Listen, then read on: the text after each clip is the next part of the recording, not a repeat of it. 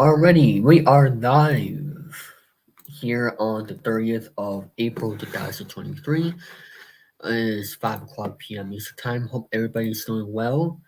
Um, on the final day of April 2023. Um, this is gonna be my sixth call-in stream here today. Which is gonna be a very good stream here. We got some people scheduled to come on here. Maybe one of them may not make it, which I haven't heard from. If you saw the description of this video, so I might have Eric fill in. So we'll see what happens. If that person does come on, it's okay. I have some other people that can come on at any time. So, um, Captain Derpy, thank you very much for that message. Um, I'll hold it back to you. So the Red Sox won today by the final score of 7-1 versus the Guardians. So that is a good day for Fenway Park. Let's see, and it won the series versus Cleveland. So we'll see what happens with the Boston Bruins later tonight, which they are starting at 6:30 p.m. Eastern Time, and the series is tied 3-3 versus the Panthers. And we are going to see what happens if they can, if they will, not they can, but if they will finish the series by winning it. But let's see what happens going forward here tonight, 6:30, and I really hope they can win. But let's see what happens because maybe the trophy curse, could take that away. Um. So yeah, like I said, we'll see what happens with that. As I am going to be sending someone an invite here right now. Mr. Lewis will be joining us to fill in. Um, and I just sent that person the link, so you're going to have them on. And hope everybody's doing well. Have any questions? Feel free to put them in the chat here on YouTube. And hope everybody is doing well here today. I'm gonna, okay. Let me just send that. Okay, the message is sent. This is the third day of the weekend event for 0,000 Hangouts as I went live all this weekend. And here's Danny Lewis, everybody. Shalom. What? Shalom. That's a Jewish greeting. No. And I'm How not are you even doing? Jewish. I'm doing fine. So I was going to have a person on here, but I'm not sure where he is, but he might be here by 7. Who knows? He said he can make something work out with it, but I might have Eric to fill in. Um, so what projects have you been working on recently? Oh, the Polka information website. You mean the game show information No, website? I have a Polka website as well that I think I told you about that. Well, what happened was there was a guy in well, he was from the Netherlands, but he lives in Spain now, and he had a website which had like the encyclopedia of polka history in Cleveland, rather. And Okay. but I guess some shenanigans happened, and he took down the website. So No. I'm trying to do something on my own, and I'm gonna have some help from other people in the business, but I'm just slowly doing one with with Mirahees, which is the same kind of Okay. second-rate version of Wikipedia. But my main Mirahees web page is for my game show collection. So if it wasn't for the game show collection, then I wouldn't have any guidance on how to Mm, list things on there. So okay. And how long have you been working on that? The Poco information. about just a few weeks.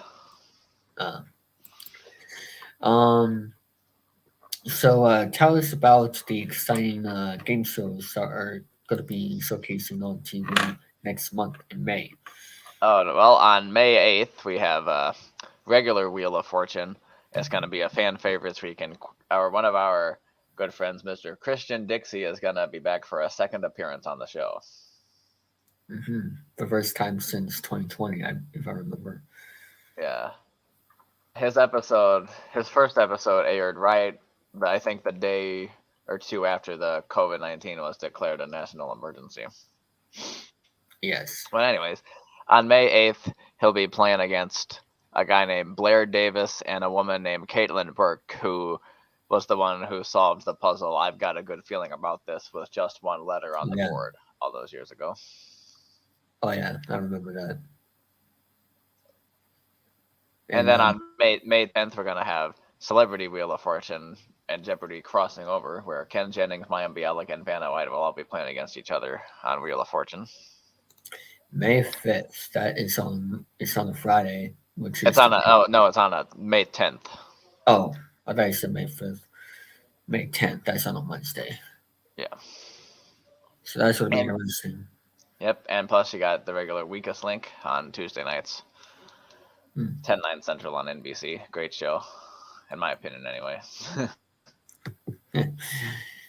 And tell us about the Jeopardy Masters. Oh yeah, we got the Jeopardy Masters. Some people think that it's gonna oversaturate Jeopardy, but I don't think so. And But the Jeopardy Masters, it's gonna be the when is that starting? didn't I heard it's going to start tomorrow? I saw some promo for it. Tomorrow? No, it starts May 8th again. Oh, okay. I thought it was tomorrow. I thought I heard, but yeah, May 8th. That seems more like it. And the host is gonna be Mike Richards. No, I'm just kidding. Unfortunately, that's Whoa. not gonna happen. You lazy thumbnail. Anyway.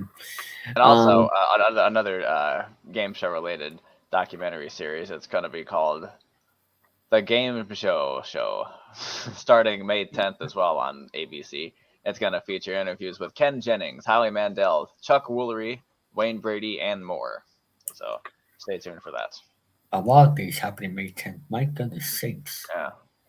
We got like the Celebrity Wheel of Fortune. We got Dad's Game Show Special. Jeopardy Masters will be going on. Yeah. So is that all for May 10th, if I remember? I think so. Yeah, so that is a big day for Game Show fans out there. So you got to get your popcorn or some ice cream or pizza, Oh, pizza, yeah. which we can talk about here. Yeah, I had some pizza last night. It was great.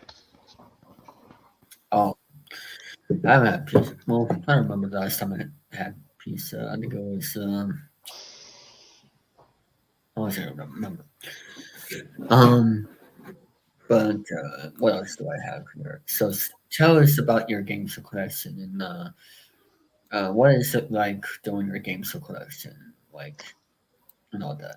Your experience. Well, I've collected them for years.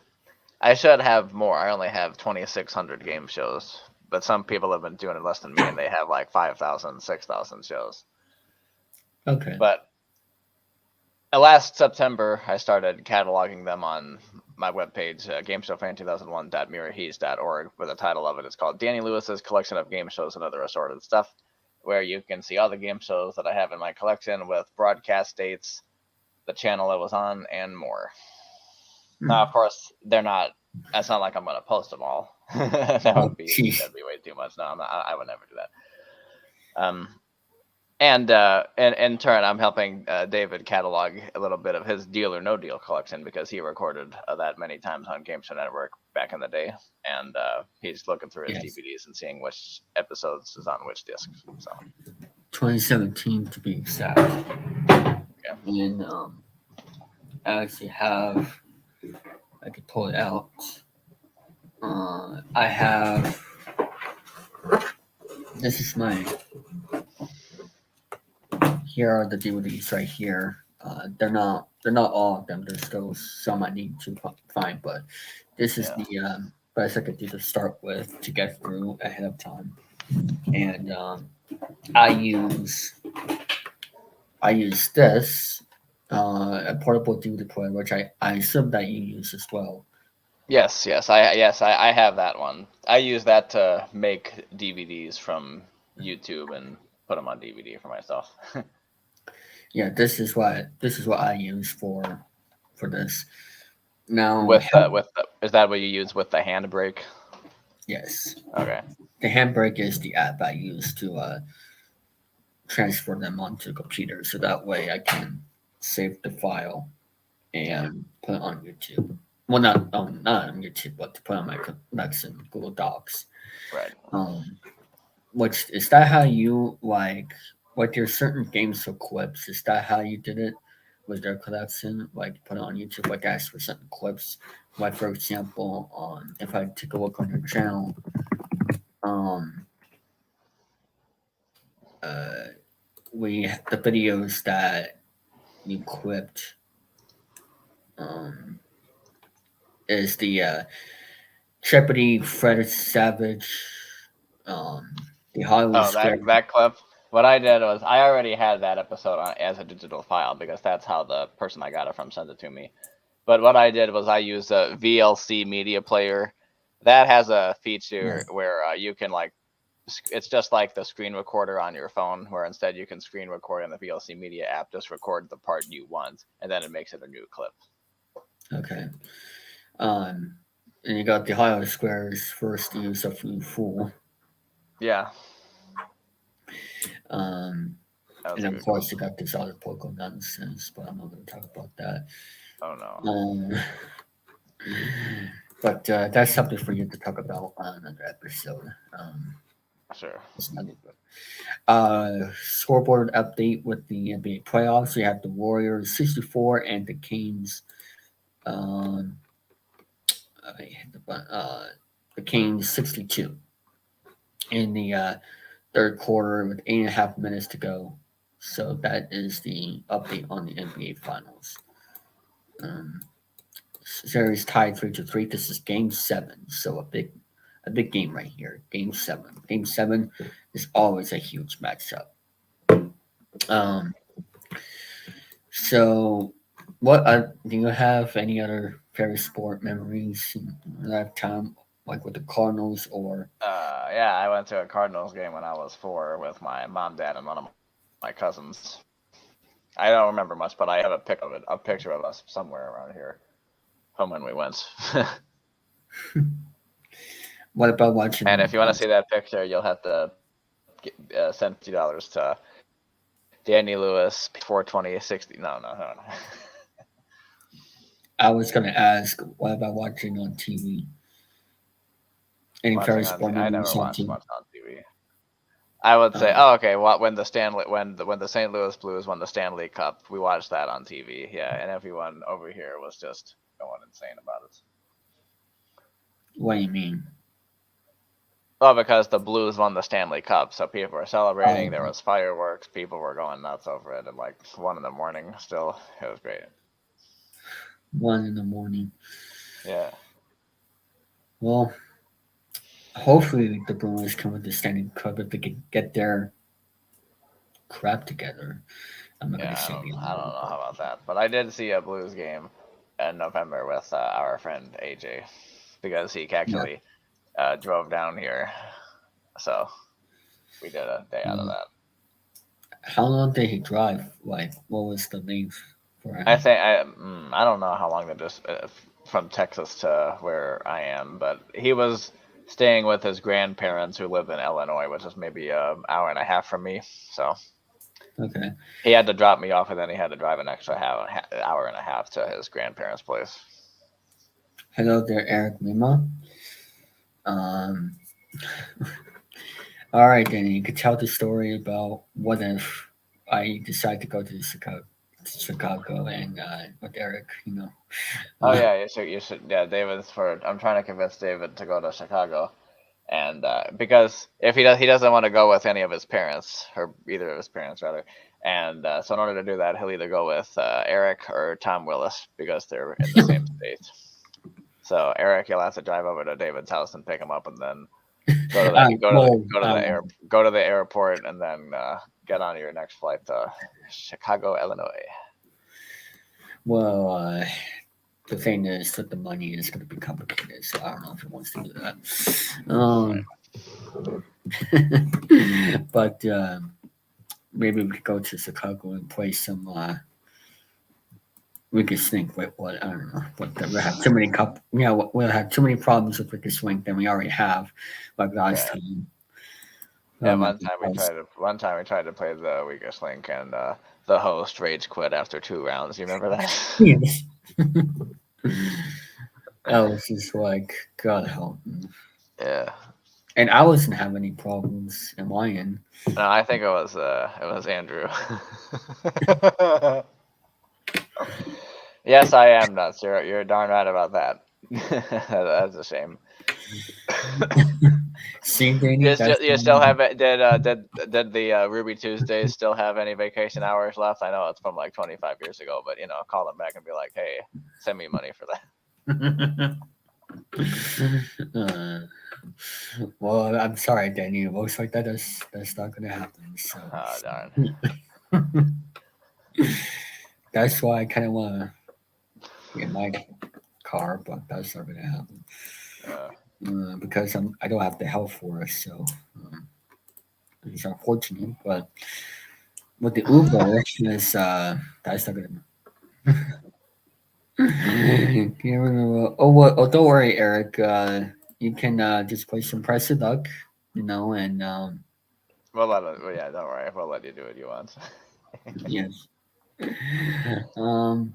So, what else do you want to talk about with your upcoming projects, Oh well, we might start live streaming again on my YouTube channel every Saturday afternoons. Danny? I know he's not working there anymore, but I'm just saying, if you still had any vacation days left from there, you could still use them. That's not how it works, Danny. That's not how it works. I know he probably used all his vacation days before he left that job. That But would have been continue on. that's the smart decision. But yeah, we might start doing live streams on my YouTube channel again. I don't know what we're gonna call it. I don't want to call it Danny's Den because that's what we called it last year, and we all know how that went. But this Just is gonna follow more of a traditional podcast type of place. And as you saw yesterday, it's gonna be me, my co-host, and then I would like it to be me, the co-host, and then a different guest every week. But it's not gonna be like a formal interview. I want it to be more of just 2, 3 guys talking about random stuff. It doesn't have to be a formal interview just wherever we call go. it just call it the random stuff. So Or so random. What about so random?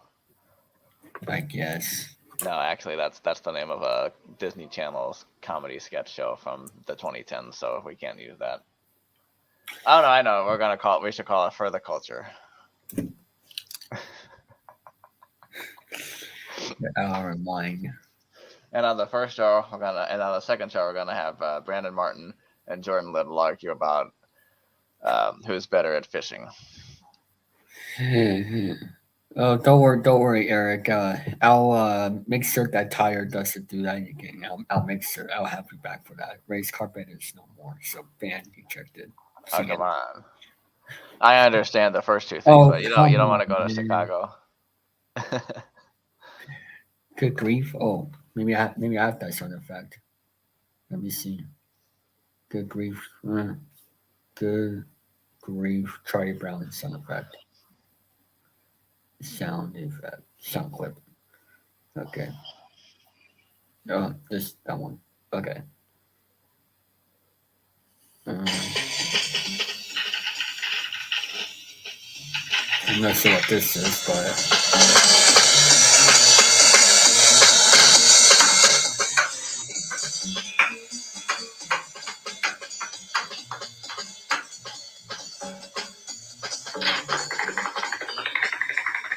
what is that good grief? It's only a matter of time. Yeah. What is that good grief? Like Eric said.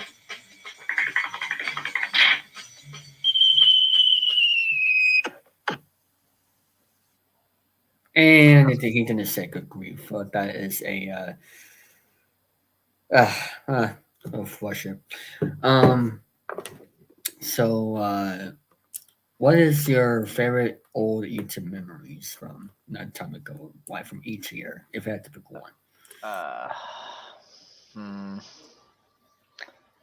And late 2015, early 2016, I was the co-host of a political talk show with some of my friends. It was called The Truth, and don't try looking for it. It's all gone. It's all been erased. I don't look back on it too fondly, but that's one of the earliest things. What else from Uh, each year? I mean, One the time, first oh, one. I told this on my podcast yesterday, but I'll tell it again. I used to make one of my friends a Lingo DVD each year for Christmas, right? And the first time I gave it to him, he was like, "Well, thanks, man. You know what? I'm gonna make my own YouTube channel called Game Show Fan 2002." Games of Fan 2002. Wow, that's a ripoff. Yeah, It should have been 2003 for my born year. yeah. Well, no, his born year was 2000, so that that would have made sense. Yeah, but what about? I mean, like for each year, even on YouTube, like one memory. Let's see, 2020 was probably. Oh, there were a lot of fun memories on YouTube happened in 2020 because we all started live streaming every other week, and then we had Rant and Rave podcast episode 24, and then we had the trial of blank blank blank. I'm not gonna say that guy's name anymore. And then we had in 2021 we had the. Oh, Chilling3000 was born. That's right, yeah. And then we in early 2021 we had the follow up trial because it was like we did the first trial in late 2020 and then we did it again and that's Over what his Jeffrey. mom. Yeah, and then that guy's mom came on the show and she was all, "Why are you bullying him?" And they're like, "Is that his mother? That's his mother. No, if that's his mother, you can get out." Just So so I clear, remember that was a sketch. So, just so clear. Um, what about 2022? 2022 was that the year that was that the year that you guys exposed Irene on Rant and Rave or was that earlier? Don't see. Well, no, don't see. Well, I don't know about that. No, it's the year before. I'll have to scroll through when I'm at that point on the Rant and Rave podcast episode guide. Um, Yeah, Rant and Rave's almost at 200 in like 13, 14 weeks. I wonder what Eric's thoughts about episode 200 Hmm. because that is coming up quick, Yeah. which is crazy. Like hard to believe. Ranking race been going on for 200 years. I mean, What? 200 episodes. Yes. I don't know. I was trying to think. 200 episodes, not 200 years. So 200 years, I'll be, yeah. I'll be dead by then. Yeah, but then your children and Jordan's, I don't know if you, and Brandon Martin's children will be the host of Rant and Rave to carry on the legacy of their forefathers. Okay. and Eric's, Oh yeah. I'm not quite sure about Eric. He might be still around. So, Oh. I'm joking. I'm joking. Um, and as for this year, I gotta say episode 100 of my show here. That was fun to do those two interviews. Um, and the stream for last Friday was fun. Um, Yeah. and yeah, it's just getting back into streaming, and I am um, I am looking forward to doing more episodes.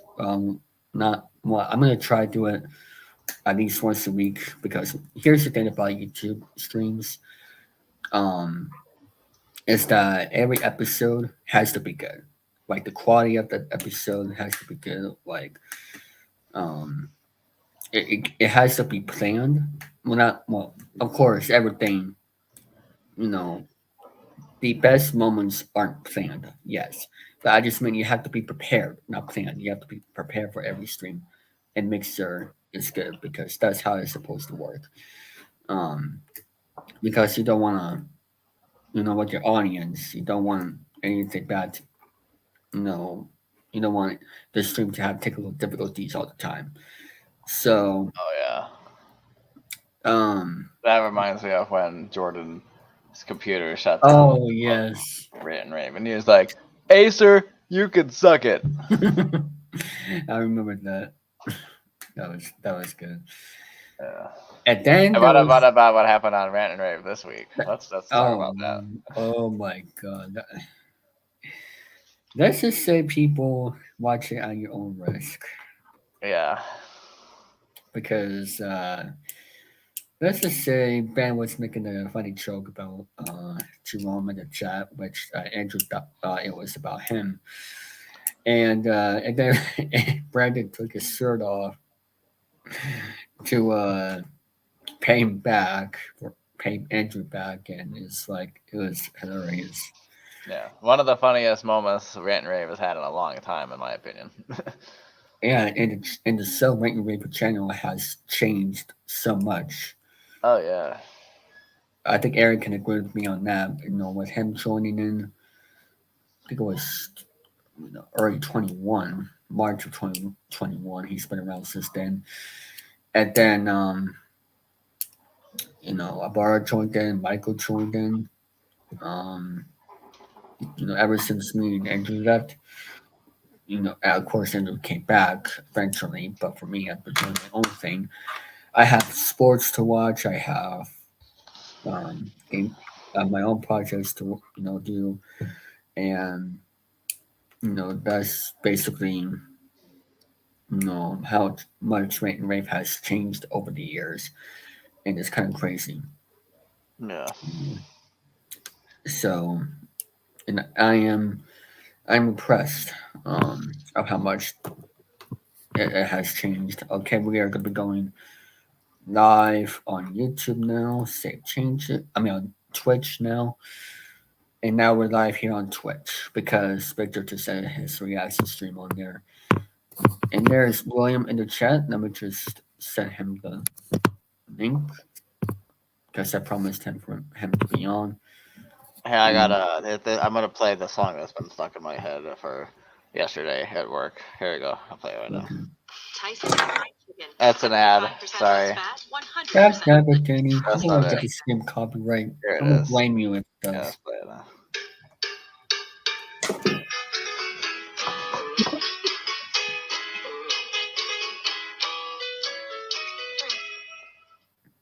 Yeah, so yesterday at work, yesterday was one of my days off. Actually, I had today off too, so it would have been a full weekend off. But a few hours yesterday wouldn't hurt. So anyway, one of the guys was sick, so I'm like, yeah, I'll come in for a few hours.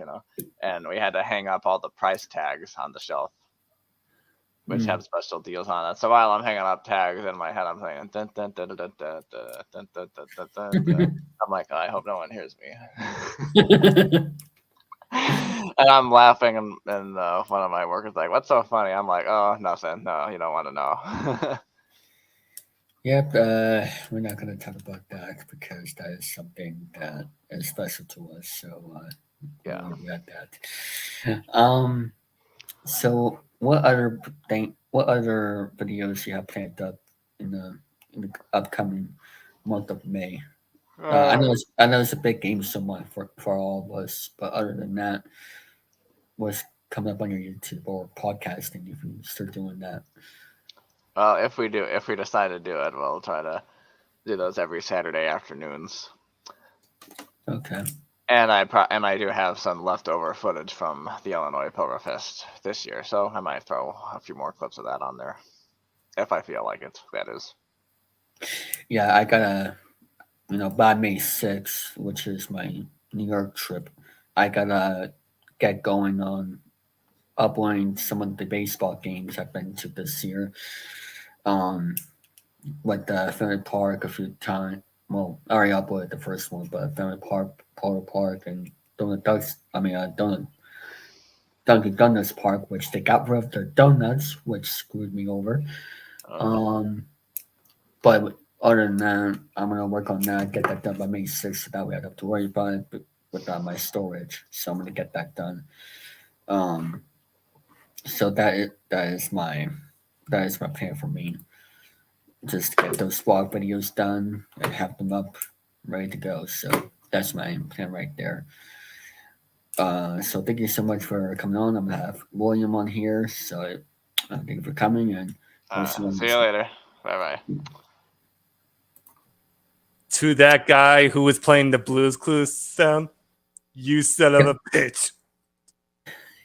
Yep, that was good. Blues Clues. Yeah, I mean, you can't go wrong with Blues Clues. I grew up with that, stuff back in the late 2000s, man.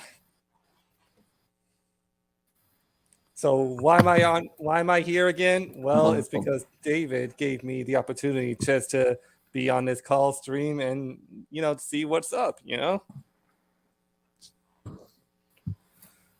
yes, and how was your reaction stream, which you just finished here on the Twitch channel?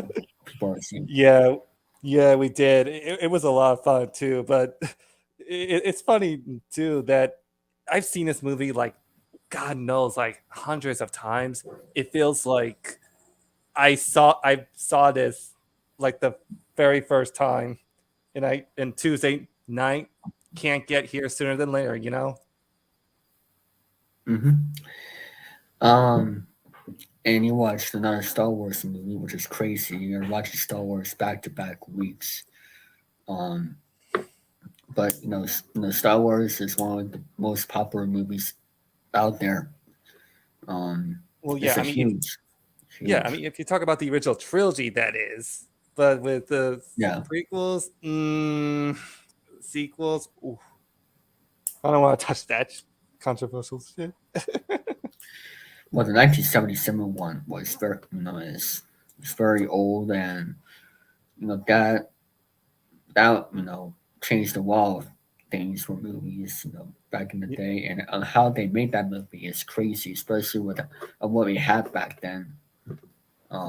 With the technology we have, it's crazy of how much movies, changed back then. So it's honestly pretty crazy with that. Um, so how is it like how often do you watch movies? Like is it every single day, or like what is your schedule like with movies?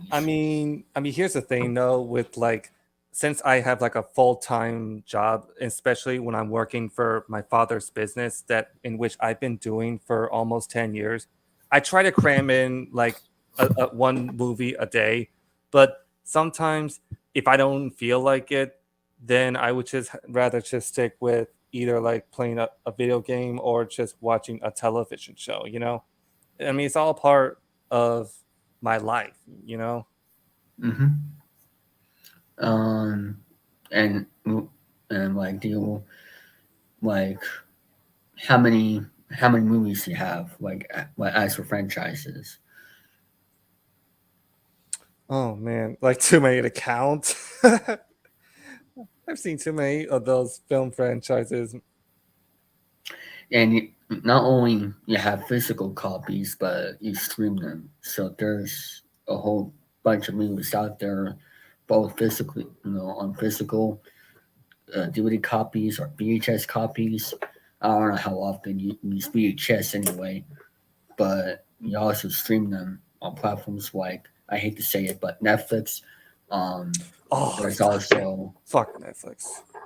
yeah, there's Amazon Prime, Disney Plus, especially with all of these streaming services going on for the past couple of years now into this decade. Since 2019, I believe that's when the whole streaming platform started with the Disney Plus, Pluto. There's a whole bunch of stuff that you can stream nowadays. This is basically like what the future is. With all of these streaming platforms. This is not like what it was back in the day, and that is why with sports they're on Amazon Prime. They're on Apple TV, which I don't use because the commentaries stink for Oh, Apple TV. No offense to them, but it's just how the commentary, it's not my thing. And plus, you have, from my experience last year anyway, and you actually have to pay to watch them with Apple TV. So I'm like, I'm not doing that. I'd rather use my radio uh, you know, on SiriusXM or my MLB.TV app if I want to do that. Or I could just watch another game on MLB Network. But I'll do radio if the rest are on Apple TV. yeah, I honestly don't blame you. But it's just also too. It's just like, I don't mind streaming services, but here's the thing though, with all these streaming services that are now available just to be part of, I felt like, Yeah. once as Paramount from CinemaCon once said, we have to do something about those movie theaters that are actually dying, and Hmm. they and the thing I'm mostly afraid of is what if what what happens if AMC, Regal, or even Showcase Cinemas or Cinemark are shutting down, and we mostly have to rely on these streaming services that we'll mostly have to rely on, and how these big studios are going to make their budget back. You know what I'm Yeah. saying? I honestly hope they lower their budget at least, with the streaming services, Yeah. for people that want to watch stuff. I mean, I am not sure if my family still has the Disney Plus stuff, um, but I don't really use it because I have other things to watch. So I'm surprised sports are not even on um Disney Plus. I'm surprised by that. I mean, unless if families mostly purchase the big bundle where it mostly contains not just Disney Plus but Hulu and ESPN, they would most likely just be watching those from there. Yeah, like on cable, like everybody uses. Well, of course, people are starting to not use cable anymore because, well, especially with the future of streaming platforms. But especially with our phones, we can actually stream stuff on phones. But people still use cable. Yeah, like Cablevision, Fios, or Optimum, and all that stuff. Yeah, um, but that is that's how the future is right now with the streaming services. Um, Exactly. now, now you watch movies, a lot, which is I don't know, I can't even do that. But Mm. do you watch, other things like other sports, not just movies? Like you watch other sports? I mean, I used to watch NBA, such as like basketball, and I would mostly follow the Milwaukee Bucks and the Golden State Warriors. And I remember too, it's just like as years went by, I was just like, I think I must have forgotten about it. And I mean, I don't hate sports. Don't get me wrong, because they can be a lot of fun, especially with when you go and see an NBA game over at a big stadium. Hmm. It would mostly be a lot of it'd be very exciting. Yeah. That's the fun of it. Speaking of which, the Warriors right now are trailing 42-45 with the Kings in the second quarter with 6 minutes to go almost. So we'll see what happens with. Well, actually, no, 28 seconds to go in the third quarter. Well, actually, no, I actually didn't have that updated.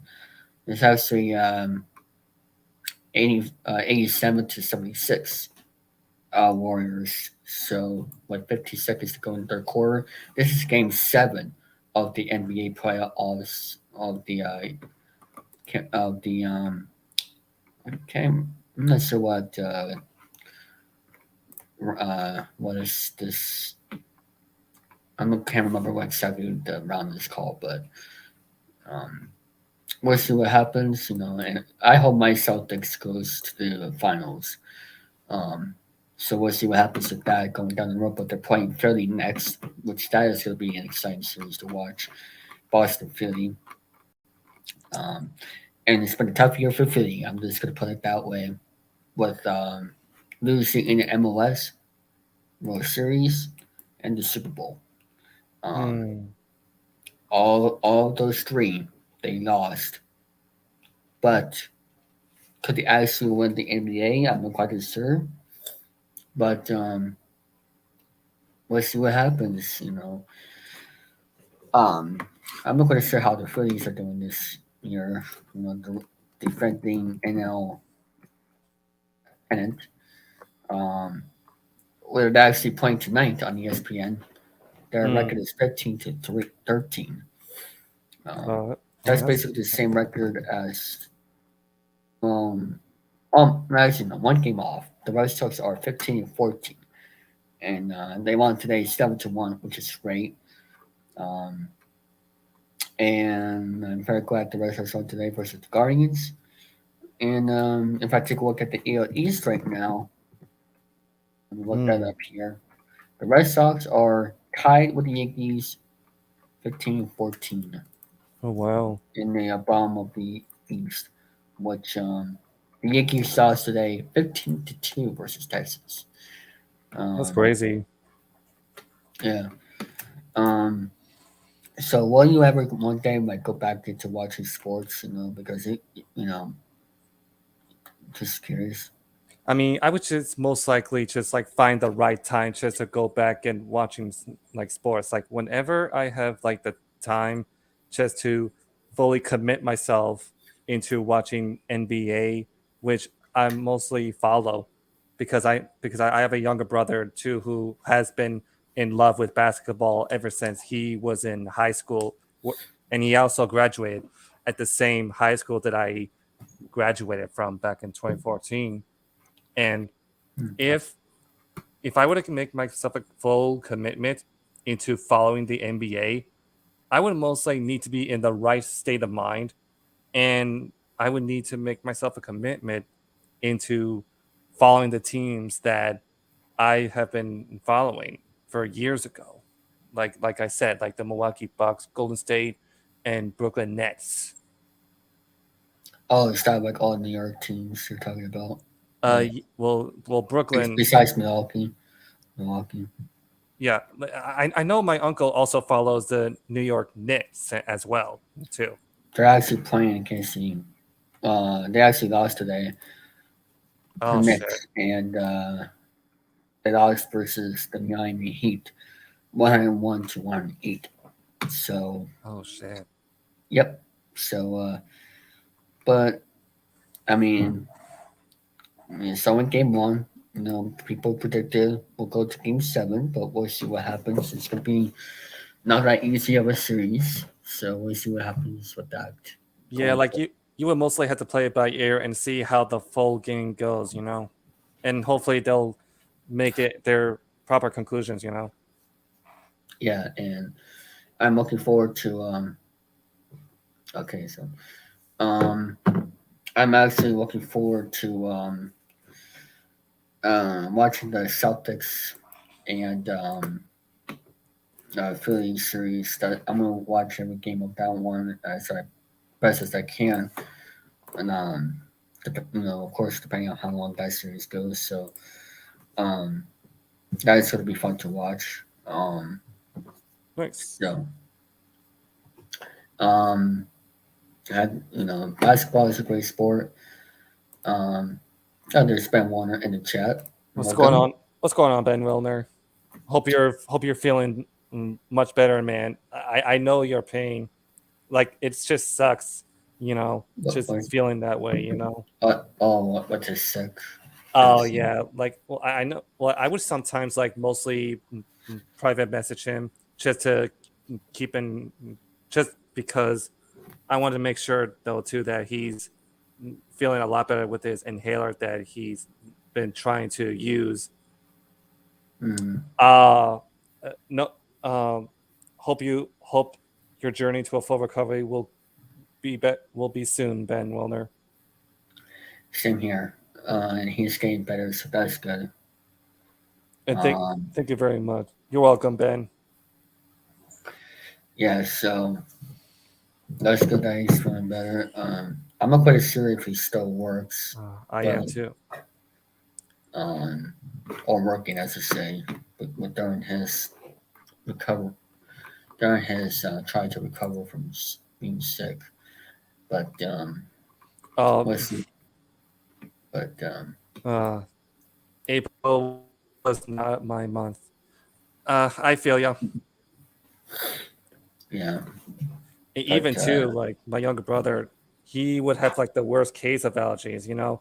Like I remember too that I was just mostly like staying in my family room, just minding my own business, and I hear my brother not feeling so, but I'm like, oh shit, and I hope he feels better because if you know me personally, I would have such a heart of gold that I will mostly look after my close friends, such as you.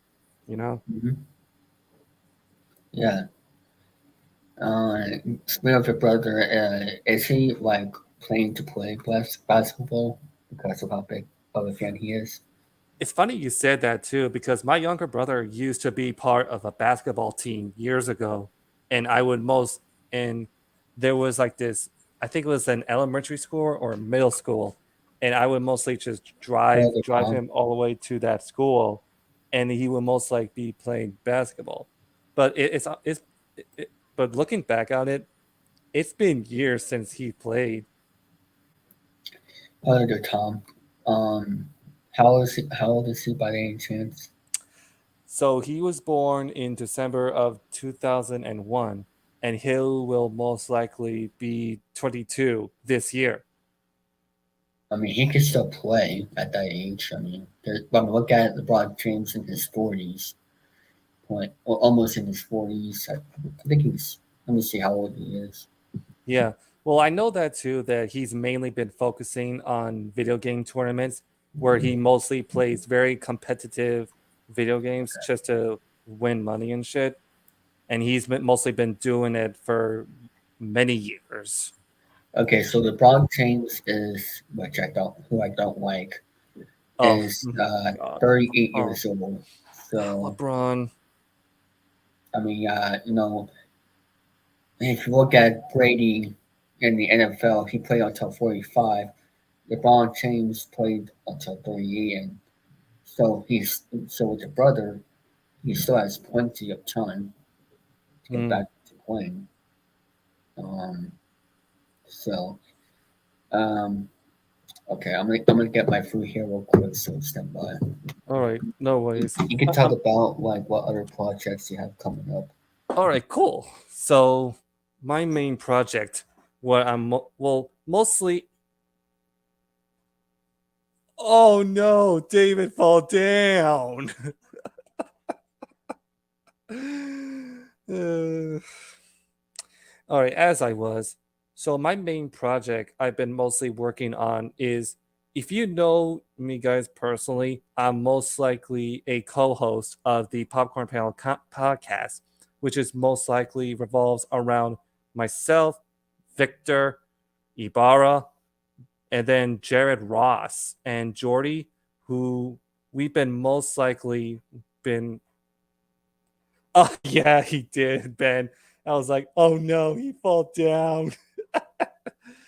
As I was, I've been mostly been a co-host of the Popcorn Panel podcast for almost 5 months, and it's honestly has been working so well for me because I David most likely helped me, give me the opportunity to interact with other people that I'm mostly been close friends with, and also while also expressing my love for cinema.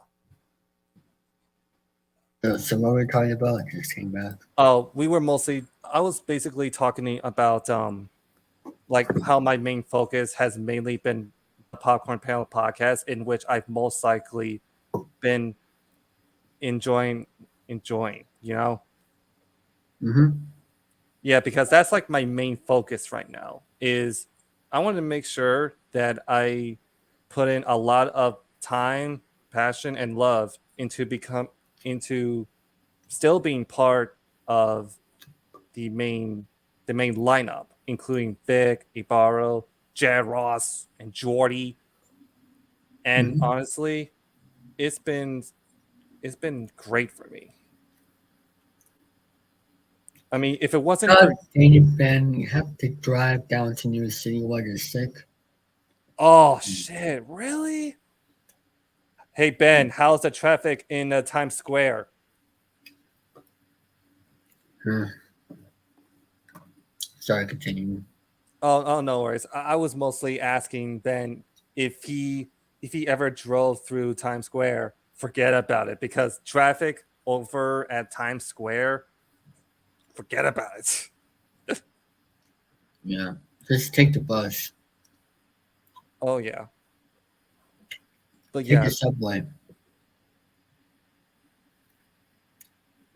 did not actually get out of my car. I just drive down. It's horrible. Oh shit.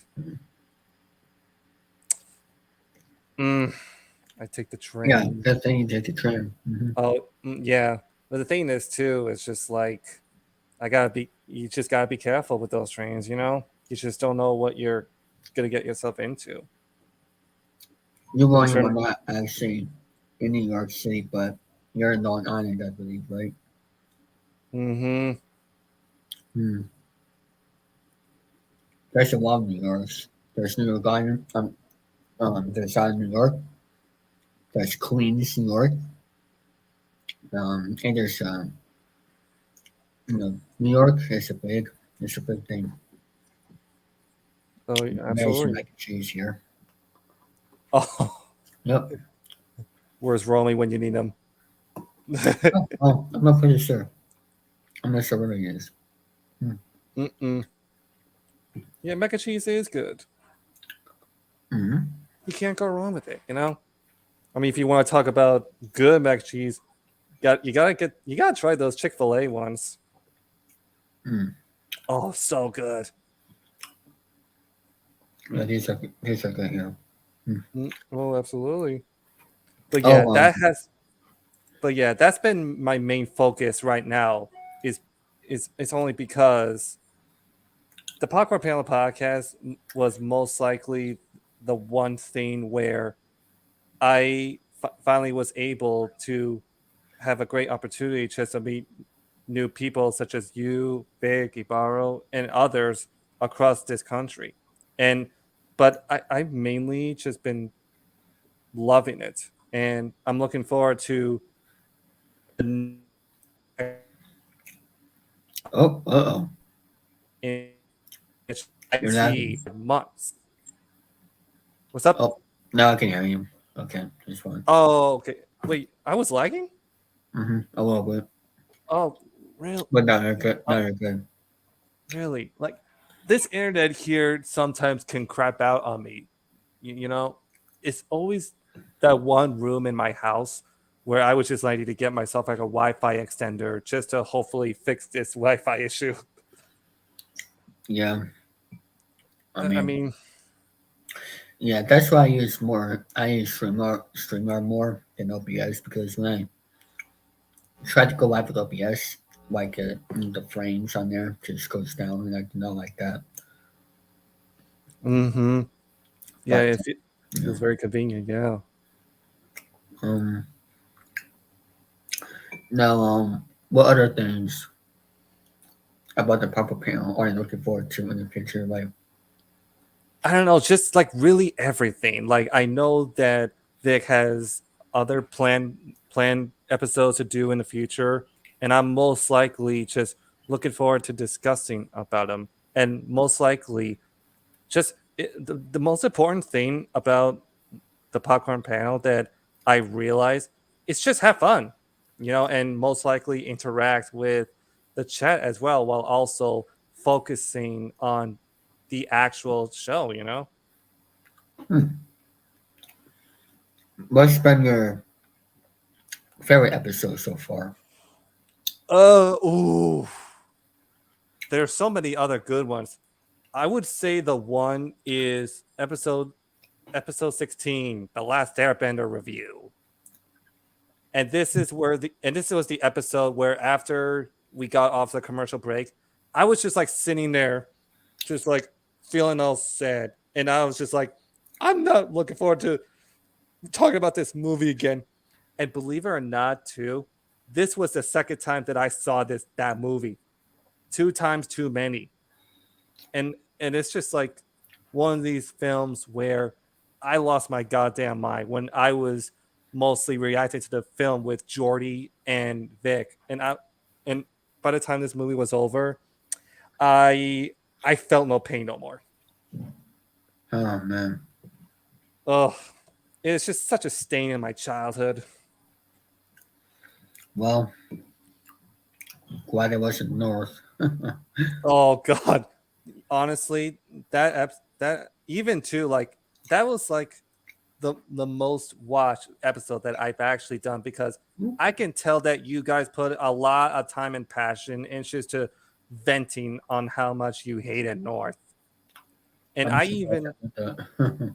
and I even saw this after, like, I think it was a few months after the episode aired, and oh, Well, an update: Golden State 100 to the Canes 83. oh, nice. Let's go, Golden State. Let's How go. come you followed those certain teams? Oh yeah. How come you followed those certain teams? Mm-hmm. How come you followed those? Oh wait, what were you saying before? How come you followed those certain teams?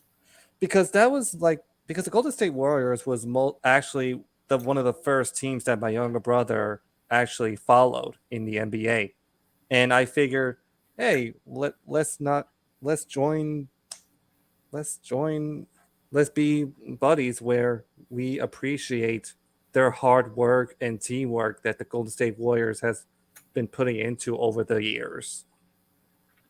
And what about the other teams? Believe it or not, too, like I remember following the Brooklyn Nets, and I remember too that one of my uncles, his name is Frank, he actually he actually has been working for the Brooklyn Nets for a long time. So again, your uncle, you said? Yeah, my uncle. Yeah, Oh, nice. yeah. He's been doing it for God knows how many years. What does he do there? I think he mostly does like. It's been a long time. To be honest, it's been a long time since I've actually talked to him. But I, I, it doesn't hurt just like asking him like what he does because sometimes I would talk to some of my family members, and sometimes I just hate when I forget things. You know. Is he an announcer?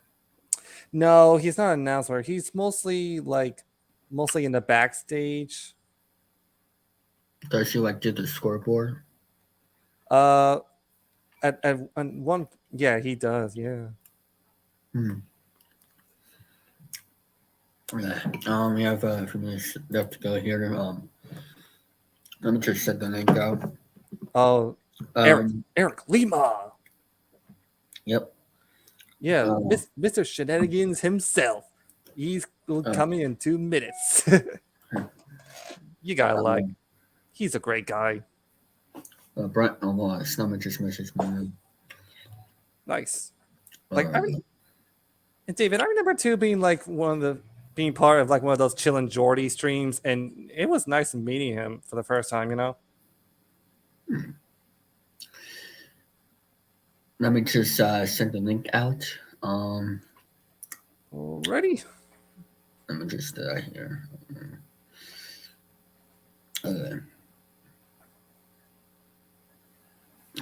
Okay. Let me do this. Okay. All right, the link is sent out. Now, what is your now? Before we get off here, what is your main goal for the popcorn panel in the future? Oh, there's a good amount of them, but I would have to like really think about it. And I for mainly the October month, I most likely maybe it would be. I mean, the October month is a few months away. I would most likely want to do some horror movie reviews because that would honestly fit with the traditional season, and we'll just have to wait and see on that because that would be perfect because you're talking to this guy who appreciates that genre too.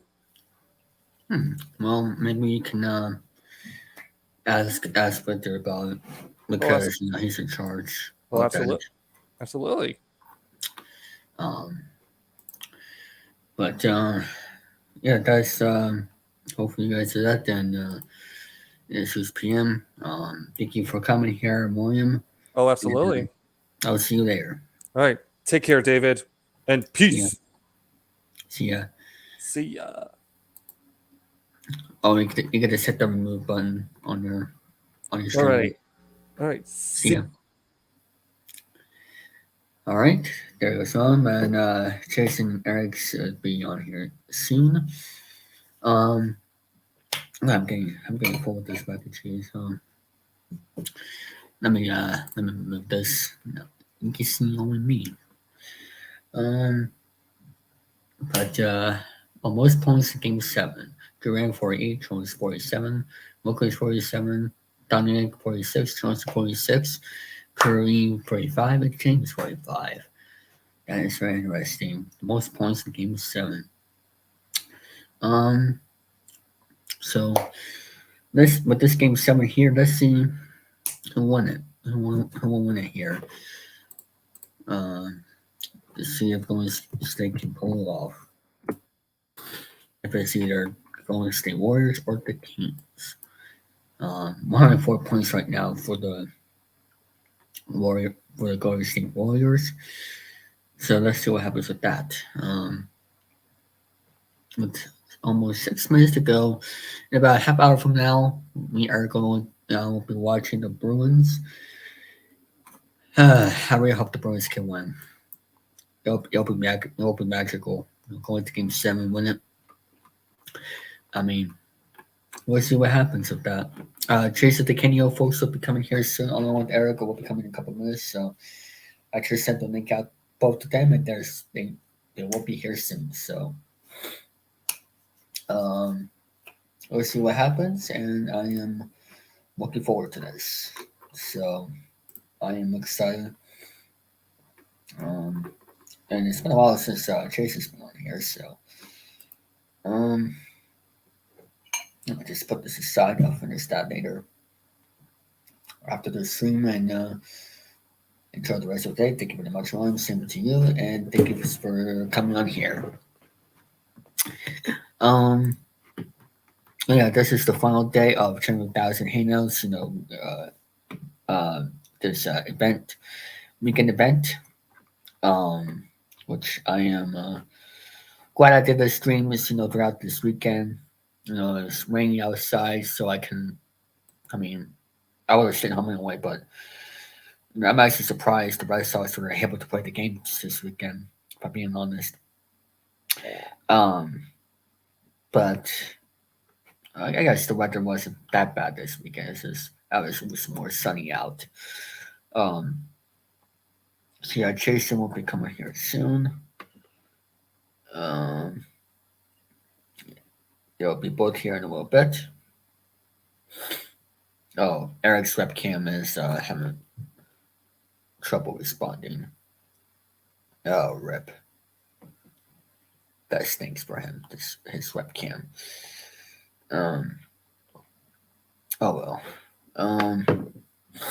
But let's see what we have here. 5 minutes to go for Golden State and the Kings. Let's see if let's see who becomes the winner here in Game 7. Game 7s are always exciting. It's now 91 to 109. 4 minutes and 40 seconds to go. 4.5 minutes here. Number 30 for the Warriors at the half-yard line. And, number 1 misses it. Or 11, I can't really tell on the screen there. And, that is off the rim. Now we have 4 minutes and 10 seconds to go. Number 23 for the Warriors throws it.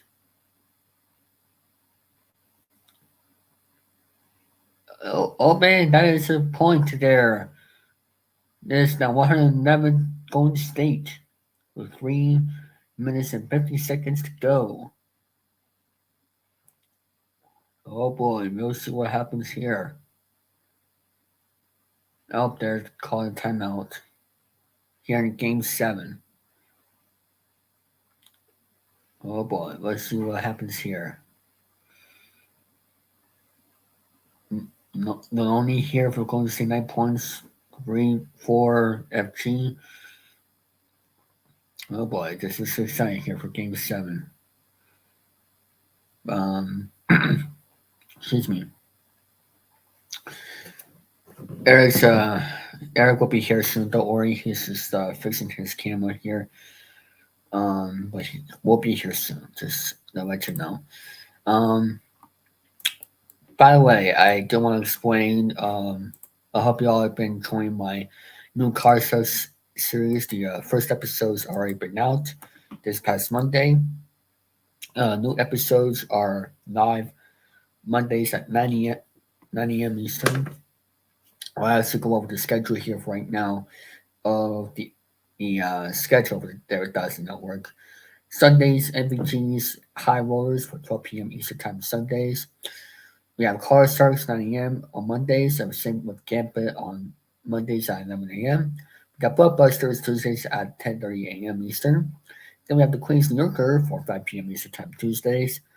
And then the Public Panel live 8 p.m. on Tuesdays. So we have a pretty busy schedule there for Tuesdays, I'll say that.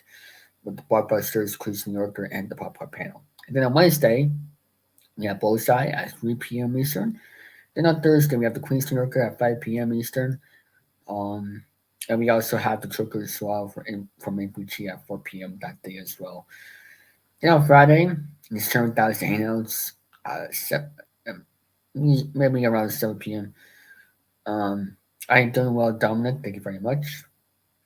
I'm just waiting for Chase and Eric to come on. So, like I said, 10,000 Hangouts, 7 p.m. or 10 p.m., depending on what time it go live. You know, everybody's schedule because, oh, there's Eric. And here I am, finally. Yeah. Not sure what happened to your webcam there, but it's okay. Yeah, webcam. Well, now it's fine. But I got a backup webcam just in case too. I just bought it yesterday at Best Buy. So. Oh, so that's all you're using now? But I'm using this is not my current one. This is my current okay. one.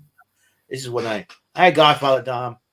So yeah, I was just going over my schedule for this. Ben, hello, how you doing, Ben?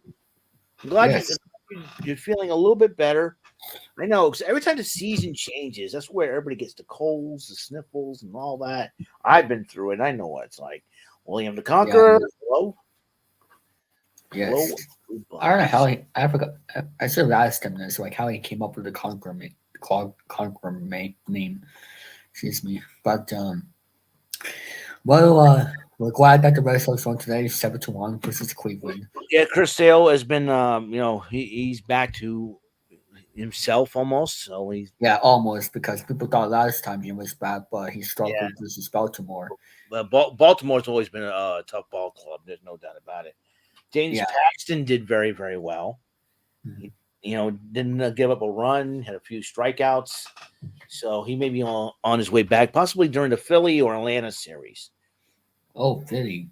Yeah, so. Boston, the Red Sox, and the Celtics will be in Philly at the same time, I think. The Celtics and Philly. But if the Bruins win tonight, they have to face Toronto. And then here's the funny part.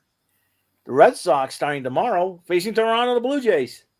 And, the Celtics are playing Philly, and the Red Sox will be in Philly at that time, too. And too bad they ain't playing Celtics ain't playing Toronto either, because I'll tell you one thing right now. That would be a crazy, crazy scene. Yeah. But Boston and Philly, that's even Celtics and Philly, 76ers, that's even more weirder than anything else. So. Well, I did finish my Saturday. In fact, I have a huge announcement to make concerning my Saturday Shenanigan-cade. I've been playing playing some of the Saturday Shenanigan-cades on Sundays, and then I'm sure some people will probably tell me the obvious. Oh, you're playing it on a Sunday. It doesn't make any sense why you calling it Saturday Shenanigan-cade. So it's been driving me. Bruins need to win tonight. Definitely, they do. And Alex Putnam, it's your fault for predicting Bruins in 4. Yeah. But I know they've been good on paper, but you cannot underestimate the other teams, including Florida. Florida, I'll tell you one thing: the momentum's on Florida's side right now. But I think Bruins going to be playing mind games. They're not telling who's going to be in goalie, but they're playing mind games right now. So they're going to and step it Yeah, up. the game starts soon in 20 minutes. Yeah.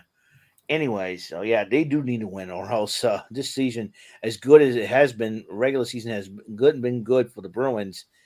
Gonna be a wash in the playoffs, man. And I feel bad for the Bruins if that's the case. But we'll see what happens tonight and see how the Bruins are going to respond to all this. So, and okay, the announcement that I'm going to make that I just completed my Saturday Superstar Cave video. So Saturday Shenanigan Cave video. I'm uploading it right after I get off here. Okay. And my announcement, I'm changing the name. And the reason being is that, if I play some games on Sundays and as I call it Saturday Shenanigan Cave, and plus I came up with some new thumbnails too. And for my wrestling video, my wrestling event centers, the draft will be continuing tomorrow night on Raw. So I am going to call it the Supercade of Shenanigans. Mm. The Supercade of Shenanigans will be starting this May, this coming weekend, first weekend of May, which is going to be wild. That'll be coming up after the stream. Huh? That'll be coming up after, Well, no, this will be the final video I just made is the Saturday Shenanigan Cade. Okay. Video. And the game I played is Captain Commando from the Capcom Beat 'em Up bundle. So on the Nintendo Switch, I had a lot of fun with that. So I'll probably play Battle Circuit for my first ever Supercade of Shenanigans. That will be the thing. So yeah, it's gonna be a lot of fun. Now, 200 episodes of Rant and Rave. You tell me how I'm gonna react to that. I'm looking forward to it. I'm very much looking forward to it. Hopefully, it'll be a better celebration than the Rantiversary 3, because that one ended up, it started out pretty good with the interview we had with WWE wrestling legend Victoria, aka Lisa Marie Verone, who she was wonderful, and here I am, and she calls me Mr. Shenanigans. So I was like, kind of like, that's cool. Mr. Shenanigans. Yeah, it's really, really cool for her to mention me my nickname, which is so. And then they want to understand. I mean, we have some difficulties in the chat, but we're going to leave that. Yeah, the difficulties in the chat. It's like, people gotta learn some manners around here. I'm the most old school out of anybody on here that I've known. Out of anybody in the network community. I'm the old school. Yeah, I'm the most old school because listen, Yeah, I grew up with manners. I grew up with manners. I grew up saying yes sir, no sir. I also grew up of the way of okay, there's appropriate times to talk about things. Like if there's a celebration going on, a family get together going on. One thing I learned: you don't talk about religion. You don't talk about politics. That's true.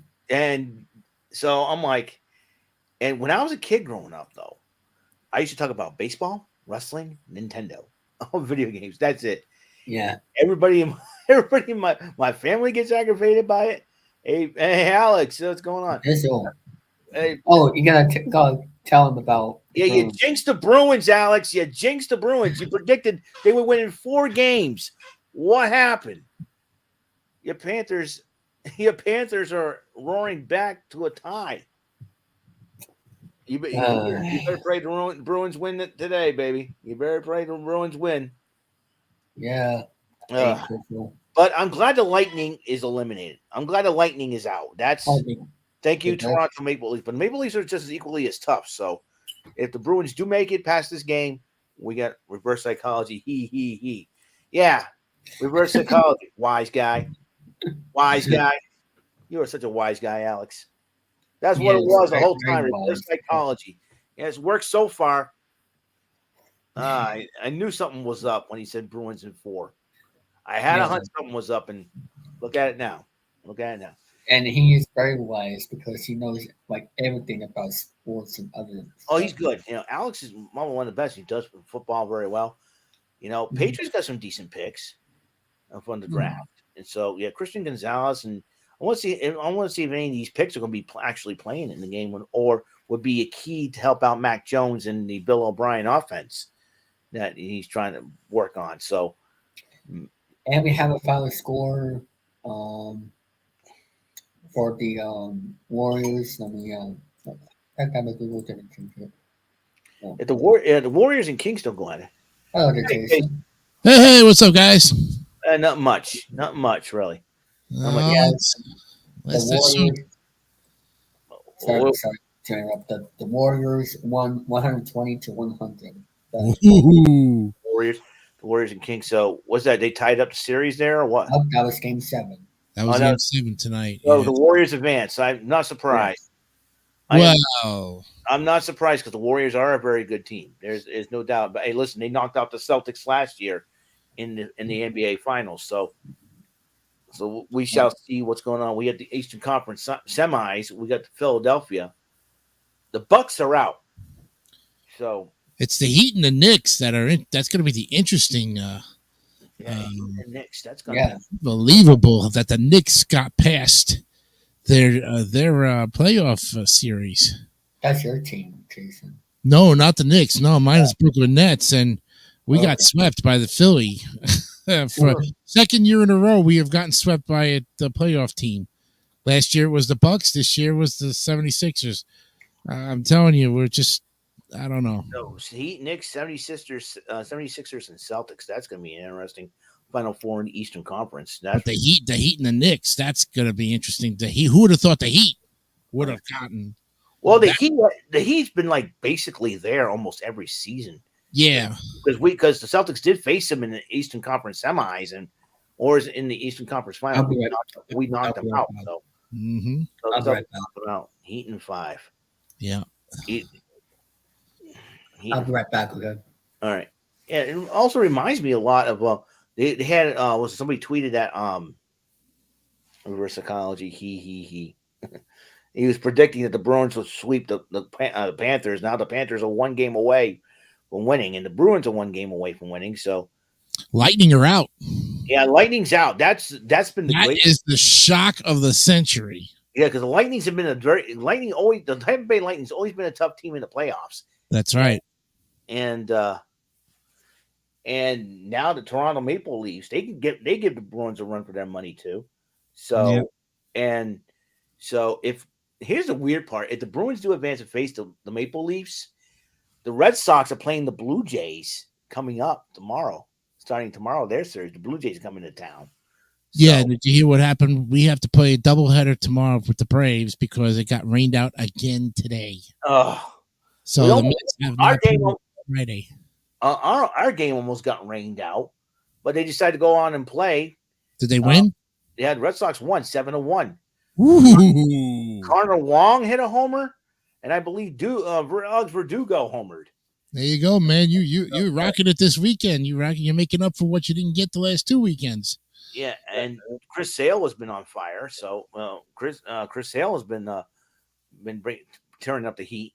So we expect a good report from you this week on the dugout series. Well, we got Toronto. We still got Toronto coming up. So, Tampa Bay was winning like 7-4 against the Sox, the White Sox, that is. White Sox have been sucking this season. I wouldn't be surprised if Tampa Bay knocks them out. Yeah, I wouldn't be. Yeah, but the White Sox were wearing their old retro uniforms from back in the day with the big socks on the front. Oh yeah, I remember those days. The old retro throwback uniforms. My first became a baseball fan was back in '86. They had some of the craziest uniforms ever. Maybe they need to come up with a new team called the Stinky Sox. The Stinky Sox, yeah. I don't know. I know. Oakland's moving. The Athletics are moving to Las Vegas. I don't know if they're going to keep the Athletics name or they're going to change it. Well, according to what Joey said last week, Joey said that it's going to be the Vegas A's with a big A in the Vegas. In Vegas, it's going to have the big A. The A is going to be capitalized. Yeah, Vegas. I guess the Vegas A's. That's Vegas Oz, or the A's, if you want to call them, or Aces. Because I'll tell you one thing right now, you can have a playing card with the A's and all that. That's very true. I would love to see that. And have green, and have like a green, and have the elephant, the Oakland elephant, the white elephant there that they had. And they could use that as like a Joker card or something like that. That's true. Hey, it could be a Card Sharks team, you know. You never know. Yeah, speaking of Card Sharks, oh my god, I was rolling today. This morning I played my Card Sharks money cards. Yeah, How'd I you was do? I was on a roll. I hit, let's see, the first 4 money cards. I hit 4 figures, Mhm. 5 figures, 4 times in a row. And then I had an opportunity to make 5 figures again on the 5th one. I had a 3 on the big bet. I was thinking, I had $8,000. You know what? All of it higher, a 2 shows up. I'm like, Ah, gee. I was like, crap. Yeah, that's the chance you take. I figured it was good too. So So yeah, we're all ready for our week of game shows and Yep. ready to go into episodes number 3. And I tell you, I looked at the statistics. So far, so good on everything. Yeah, for bullseye. Yeah. can't believe I was like, I can't believe I jinxed that yesterday. The bonus island. I jinxed the bonus island yesterday. I was like, Hey, I won $7,000 in hey, virtual money. I'll take it. yeah. So that's I was like, yeah, 7,000. You walked away with 7,000. That was Yeah. I'm surprised you don't have returning champions.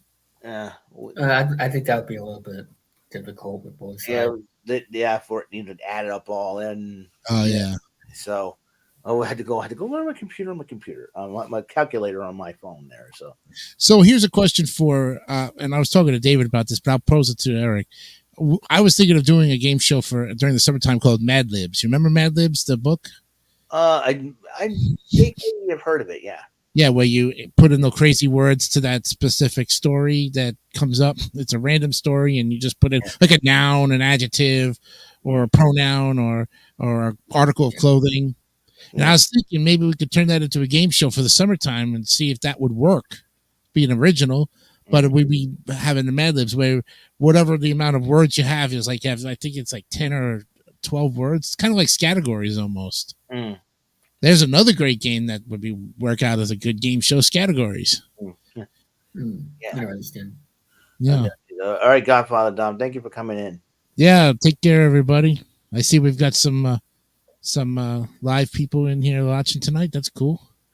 Yeah, I've done 3 streams this weekend just for fun, and plus I don't have a lot of anything else to do, especially with what the weather is outside. Still cold and raining. Well, not Hey, raining. Emu Yasha's in. How you doing, buddy? Beauregard. Yes. B squared. Yeah, right now the weather is not too bad. It doesn't look like it's raining, but it wasn't raining bad enough because the game would have been called out. Would have been called. Yeah, with the Red Sox. The Red Sox in Cleveland, which I tell you, 2 out of 3 against Cleveland. That's not bad at all. You go, man. You really made up for what I was telling Eric, David, that you guys really made up. He should have a good report for Thursday's dugout crew. Yeah, well, it depends on what they do against Toronto, because Toronto. That's true. Yeah, Toronto is a very tough team. They got great offense. You got Vladdy. You got Vladdy. You got all these guys. Springer. Yeah. So Springer. George Springer. Springer. Yeah, George Springer. That guy can be a pest sometimes, and but I mean, it's going to be a tough series. Is it a 3 or 4 game series? Yeah, I think it's a 4-gamer. Yeah, usually when you play an AL East opponent, it's usually 4 games. Yeah. Well, we've got the doubleheader against the Braves tomorrow from 1:40 and 4:40, and then we got to go to Detroit and play 3 against the Tigers, which Max Scherzer's not eligible until Tuesday. Yeah, because it's going to be really bite the bullet, because he was really looking forward to playing against the pitch against the Braves to come back and after his suspension. Oh, wait a minute. Hold up. There we go. We're talking about the Celtics. Yeah. Jason Tatum apologized to Janet Jackson because they ended up the Celtics lost. It would extended, and James 6 and extended. Go Braves. Hey, I hear that all the time. Nothing new, Pizzle. So nothing new in this day and age. I've got what they call the Mets, the Braves Mets haters. Let's put it that way. It's the same thing with the Mets Braves haters. It's a two-way street. Yeah, And, and the Braves win the division every year. That's Oh, what it is. It's just one of those things where the Braves never lose. Yeah. Chop on, baby. Chop on, baby. Oh boy. Oh my God. Braves. Let's see. Gotta watch that Hassan chop there, you know? That's Awesome. Chop. chop. Okay. Let's see. The Braves win the division every year. It doesn't come close. Yeah. Okay. Yoshida's got a 10-game hitting streak going. Oh, nice. There Because you go. Yoshi, I do believe. Let's see if I can. All right. Haven't heard any updates about the ball yet. No, I have not heard anything about Duvall yet. So. Uh, Huh. Yeah, Okay. Connor Wong homered. Alex Verdugo homered. You know, yeah, Verdugo's been on the roll. Mm. Verdugo is a great player. yeah. But Connor Wong just hit it. Connor, All right. Reinstated Chris Martin. I think he's going to really. So, all right. So the Guardians will start Monday. The Guardians. Against the Yankees. The Yankees. All right. So we got Jose Barrios for Toronto, and Corey Kluber is going to start for the Red Sox. 1-4. Speaking of the Yankees, they lost like 15-2 today versus the Rangers. The Yankees lost 15-2, and now they're tied with the Red Sox in the AL East. Last because you have Baltimore, Toronto, and Tampa. Tampa is 23-6, Mm. which that's what the Rays do. They win all the time. They always win. The Orioles are doing good. The Jays are decent. And now we're tied with the Yankees in the AL East. You know. Yeah. We'll just win a few games against Toronto. The Yankees lose some, they'll be in last place. I don't recall when the Yankees were in last place ever. When was the last time the Yankees were in dead last place in any given 1990. 1990? 1990. Wow. That's last time I checked. Wow. 1990. That's 32 years ago. That is killer. That's ridiculous, man. That's just you can't to stay out of last place. I mean, I know the Mets were. I don't think the Mets finished in last place at any given time. I know we were fourth in a division at one time, where we finished fourth, but we never. I don't think we ever finished in. Oh, yes, I take that back. 1993 when we lost 108 games. We were, that was 62 and it's 33 years ago the Yankees ended up in last place. Yeah, in 1993 the Mets lost. I mean 30 years ago for you guys. Mets. Early 90s were the worst times for the Mets. We lost a lot of games, and 1993 was like the worst. We were an up and down type of decade for the Red Sox. In 1990 we end up in first place that's why that was the same year I saw my first Red Sox game. It was against the Yankees, and Tom Bolton was their starter, a Red Sox starter, and they ended up winning 6-4 or something like that. It was wow. Nice. And the Yankees were dead last. I forget who was starting that game, but I know who started that game. I don't know who was starting on off though, but the Red Sox, the last time they were in last place was last year. 78 and 84. The Red Sox were last year in last place. Yeah, that was the last time they were in last place too. So it's like, oh my goodness. So and as for the last time they were in the playoffs was 2021. Yep. And as for the Mets, last time in the playoffs last year, versus the Padres. That was a joke of a series.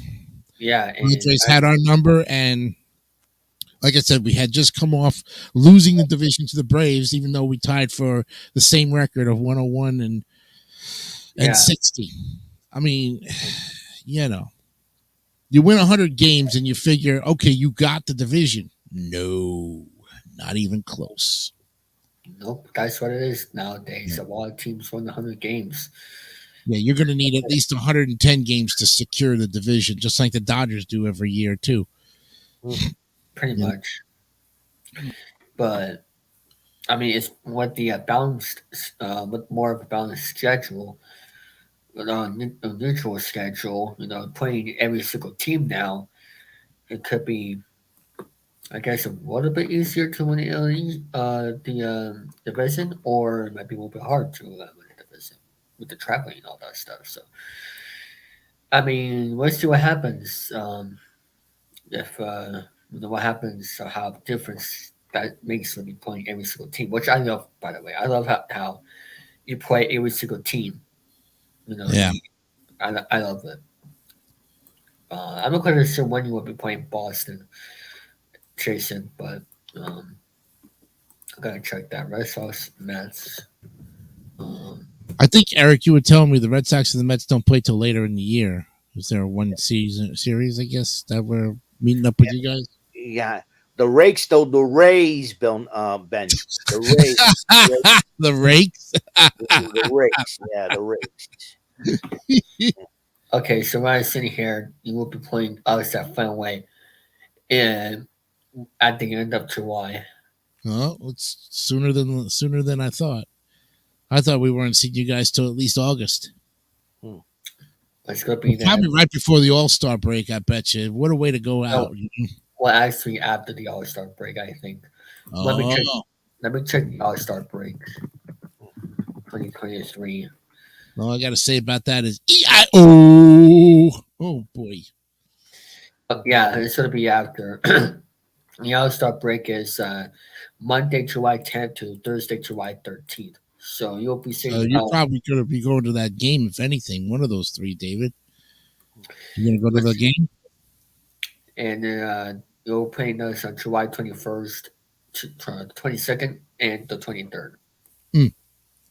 So that's the series right there. As for Red Sox, Oakland. That'll be I'm telling you, I cannot wait to see you guys' report when you guys face each other against Joey. That's going to be hilarious. And you just see Joey with like the straightest face ever. Or me. Or you, depending on how it goes. But the way Joey's season's going right now, the poor man needs like a sympathy hug or something. He really is just, he's taking it too well. He is taking it too well. And every week he comes in with this straight mentality like, yeah, man, what else could they possibly throw at me? And I just right now, when you're in the cellar, I don't care who you are. It is no fun. But you got to laugh at it some way because you really can't do any worse than what you really are. And you got to look at it this way. If they go to Vegas next year and they still finish the worst record in baseball, you got a chance to get some good draft picks. So you got to look at it that way. There's always a positive to the bottom, I think. Some way or another. Yeah, and we'll be seeing Oakland in July too. There's July's as for at home, July 7th, July 8th and July 9th. And we will be going to Oakland July 17th, 18th, and 19th. So that's the schedule right there for us athletics. Yeah. Okay, here's an interesting thing for all you guys recruiting out there. See, we need Pizzle90 to come in and be our next dugout guy because he's a Braves fan. We need another National League guy to give a weekly report on the Braves. So if this guy is a diehard Braves fan and he likes, likes to report, Pizzle90, I'm challenging you to come out and give a good scouting report for your team since you are so diehard of a Braves fan. And like you say, we need the extra people sometimes. We can have up to how many people can we have in one dugout crew per episode? Well, if you're talking about the StreamYard call, we can have up to 10 people, as for a StreamYard call. Yeah. But I mean, we have what now? We've got 4 people in the dugout crew, or 5. Yeah, 5. Yeah, Right? it's us 3, Joey, and Jesse. And Jesse. Yeah. Yep. And as I said, we only have one National League report scout, and that's me. You guys are all American. Yeah. All American. So that's what I was saying. Is there any National League guy out there like A Pizzle 90 who's a diehard Braves fan who wouldn't mind coming on every week at 4:00 on a Thursday afternoon to talk baseball, especially his team, for that matter? Other than Mets fans, because we need, No. I go solo, man. You guys already got 2 Red Sox fans, and we already got enough as it is. We could talk Red Sox baseball all day till we're blue and red in the face in this case. Which I don't mind to listen to the Red Sox fan, because we get a lot from you, David. We get a lot from you, Eric. But I mean, Ben doesn't watch baseball, but he is a Yankees fan. Yeah. So, but that's not National League. But that's not National League. Yeah. I mean, if anybody's like a Cubs fan or Giants fan, somebody from the West Coast who's a National League West Coast diehard team, please, if you want, talk to David St. Dennis. You don't need an application. You just have to say you're a diehard baseball fan and want to talk baseball every week. I mean, hey, you might get your shot. But it can't be any like, trolls or anything of that sort that are going to hide in the shadows and just talk smack about us. It's stay on the topic, and you talk baseball, and you don't bash anybody. Okay, yeah, we pick fun at Joey all the time because his team is in the cellar. But Joey's a good guy overall. We don't have any bones to pick with the guy, and we sure as heck, we just give him a hard time. I just laugh because I like his seriousness. I think he's so funny, the way he just like, yeah, what's going to happen again? I just, he can keep a straight face, and it's the funniest thing. And it's all good. At the end of the day, we have no hatred against each other. Yeah. It's all good fun playing, talking football. Yeah. Oh yeah, you gotta when you're working as a team to try to get a podcast up like this, folks. It's good once in a while to it, and there's nothing wrong with rivalry, nothing wrong with it. But to keep saying, "Hey, well, you guys, we're the best in the team, and you guys suck no matter what you do," Every team has had its ups and downs over the past 100 years of baseball. Yeah. The Yankee fans, you have 27 rings. We don't care. We don't care. I know. 27 rings. I'm happy for you. Yay. Yay. So if you keep bringing up the 27 rings, Yankee fans, we'll bring up 2004. That's all you need to know. Yeah. When your third baseman acts like a total girl, a total sissy, slapping the ball out of A-Rod's hand, out of Bronson Arroyo's hands. Yeah. Your point. Umpire points at you. Yeah, you get your hand caught in the cookie jar. Yeah, out. See ya. Cheater, get your butt back to first. That run does not count. And then the Yankee fans in the calls throw beer bottles. Hey, your boy. Oh yeah. The boy got the ball. He cheated. You should know it. Oh, we don't want to win another champion. We want to make sure the Red Sox don't make it. Wow. Well, and what do you think when the Mets and the Yankees take up on the Subway Series? I mean, it's like all-out war. The fans seem to want to kick each other's butts between the two teams. And the players are just standing around saying, okay, who's going to beat up the guy in the 4th row in Section 108, Yeah. The Subway Series is on June 13th. With the Yankees at City Field. And then we go play them probably like after the All-Star break, I guess. Yes, July 25th and 26th. There's always a but to that. And say all it is a train ride from the 7 to the 4 or the 4 to the 7 because, that's that's the trains. And I found out, here's a great interesting thing that's not, I couldn't even wait. I found out that since gas prices are so high in New York City and nobody drives anyways, it's much cheaper to take the train to any New York sport team. It's the cheapest way to go. Yes. Taxis are even expensive. So if you jump on the 7 for the Mets, jump on the 4 for the Yankees, and probably go to Central 42nd Street to go see the Knicks at MSG, I guess. Yeah. You know, Madison Square Garden.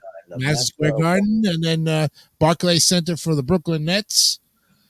Yep. And then you got the Rangers, you got the Islanders are still playing now with Barclay. They're playing with the Nets right now, so they're sharing their stadium. But that's how those people get around, man. The subway is the way to go.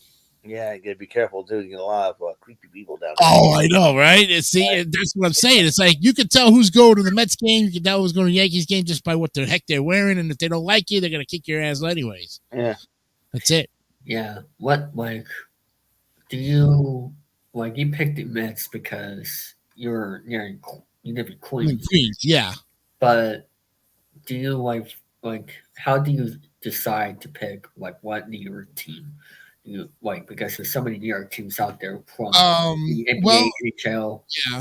Yeah. Well, I base it on what I've seen from the way they play as a team. Okay, the way their fans are either how their fans treat their teams. I look for that. I see certain things that because I was never a Rangers fan anyways. When I was following hockey, my father was a Rangers fan, diehard Rangers fan, and all the relatives in my father's side followed the Rangers, and my mother, she was an Islanders fan. So when I finally got to understanding hockey, professional hockey, I chose the Devils because I was like, okay, neutral party, no problem. And so I got mouths from both sides on it, and I'm like, hey, I don't bash the Rangers fans, I don't bash the Islanders fans. In fact, I like the Islanders more than the Rangers because we were close to the island. I think it's got to do a lot, David, with location. Where you are down wherever you are. See, you guys are Boston Red Sox because you're probably close to Fenway Park. Yes. Well, I'm from Massachusetts, so a little bit of south of Boston. Boston's up in the center. How far away are you from Fenway?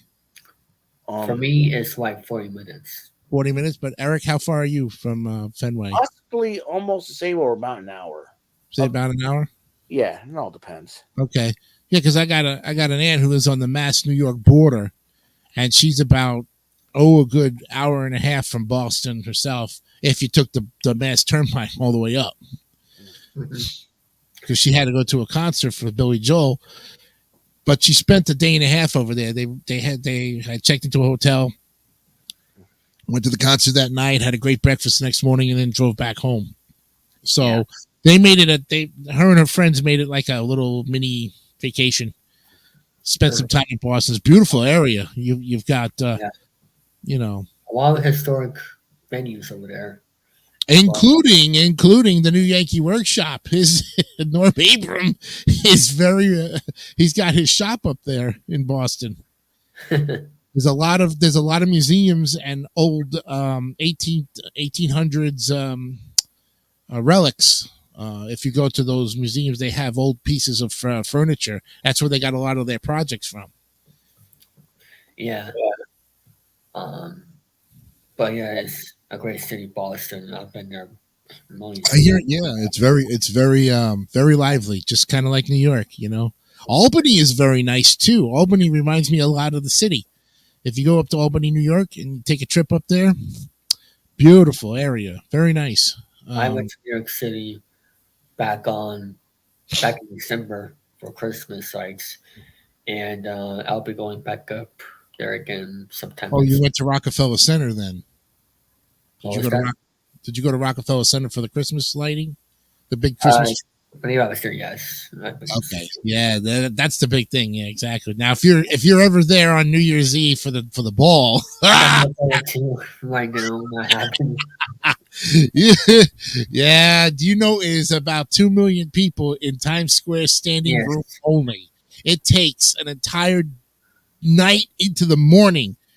They got that whole street. They got Times Square cleaned up by dawn. Yes. If those 2 million people clear out, They got a way to clean it up so fast to get it back to the way it was, like it never happened.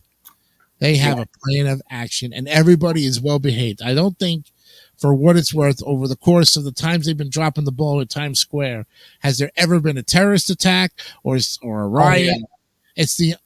It's the only time when 2 million people can get together and really, I guess, without killing each other, have a good time. Just, Love the world. There's something about New Year's Eve at Times Square that just brings everybody together. Yes, all over the world, not just New York.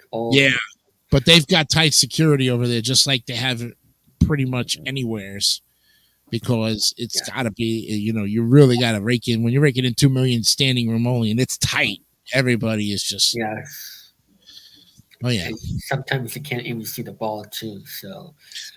Yeah, that's true. It's depending on where you stand. I think they said if you go on the website or you can Google it, they'll tell you where the best place is to see the ball. Yeah. But you got to get there early because I got 6 a.m. almost. Well, you would want to hang around that wherever you decide to see the ball is where you would like to lay a permanent spot, so that way you have it, so you're not, kind of just missing out on it. Because once that place fills up, forget about it. It's like they push and shove, and then just depending on the weather.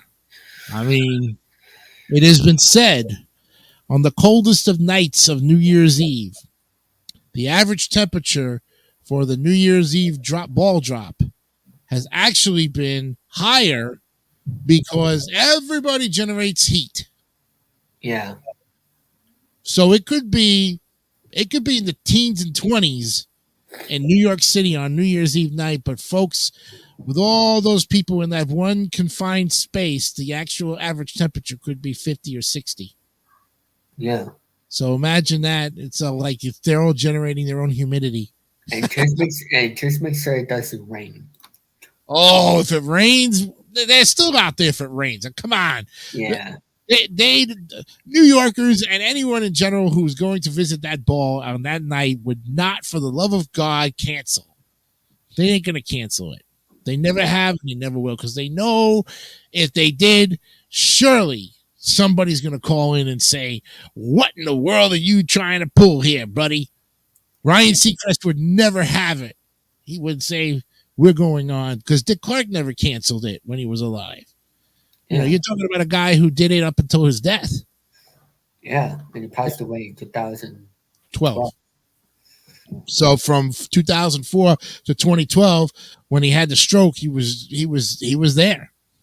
Yeah. He was there. In his slurred speech and everything, he was there doing it. Mm-hmm. Yep. And the Padres took the lead 6-4. They're in Mexico right now, actually. Doing this Mexico series. And I have the Bruins over here, so I'm watching both. But I really hope the Bruins win tonight. But I don't know. It's a long season for the NHL. Same with the NBA. And next year, what you told me before, you're just gonna watch or listen nothing about hockey. Yeah, I'm pretty much gonna follow hockey next season when it comes around in October again, and really go in depth on that one, because it's something that it's. As far as I said last time we talked about hockey, it's a 5-man sport, because you've got 3 groups of 5 going out there on the ice in shifts, and everybody gets to play regardless of how popular or how not popular you are. So you can be a defenseman specifically for that role, and that's all you're playing is defense, and still be the star of the game. Yeah, because I think there's 3 lines of hockey. There's a defensive line, because if you guys played NHL hockey on the consoles, and you chose your line, during the face-offs, there was 3 different. Eric, you probably would know this on the NHL series. There was a shift of different, you could choose your shift team. Yeah, I never played any hockey, to be honest with you. I'm not. No, even on the consoles, Nintendo. No. The closest thing I seen hockey being played in the video games, the regular ice hockey from the NES. And every time there's a fight, I crack up laughing. And you can, well, yeah, I think it was on Blades of Steel that you could actually pick the fights. No, the regular NES ice hockey. That was the first ice hockey on the NES I saw being played, and it was like countries, and every time there's like a hockey fight, you see them all just flip their sticks. They're like, I bust out laughing because all you see is the sticks go in the air. Well, I was playing NHL 95 on. I remember Blades of Steel though. I remember that. Blades of Steel, right? I was playing NHL 95 on Sega with some friends of mine. Sega! Now, one of the toughest teams to ever play on that particular NHL 95 game is the Los Angeles Kings. They are the brutalitist of that lineup because you have Wayne Gretzky on that squad, right? Okay, so that guy's feared back in the days. So I'm coming down the rink. Picture this: I'm coming down from top. I'm coming from bottom to top. So I'm down here and I'm coming up this way to try to score a goal.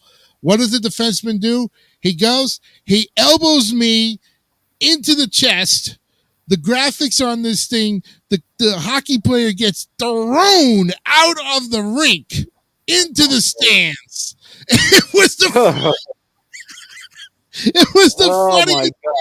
On a breakaway, we had a 3-on-2, and I somehow made it out of the ring.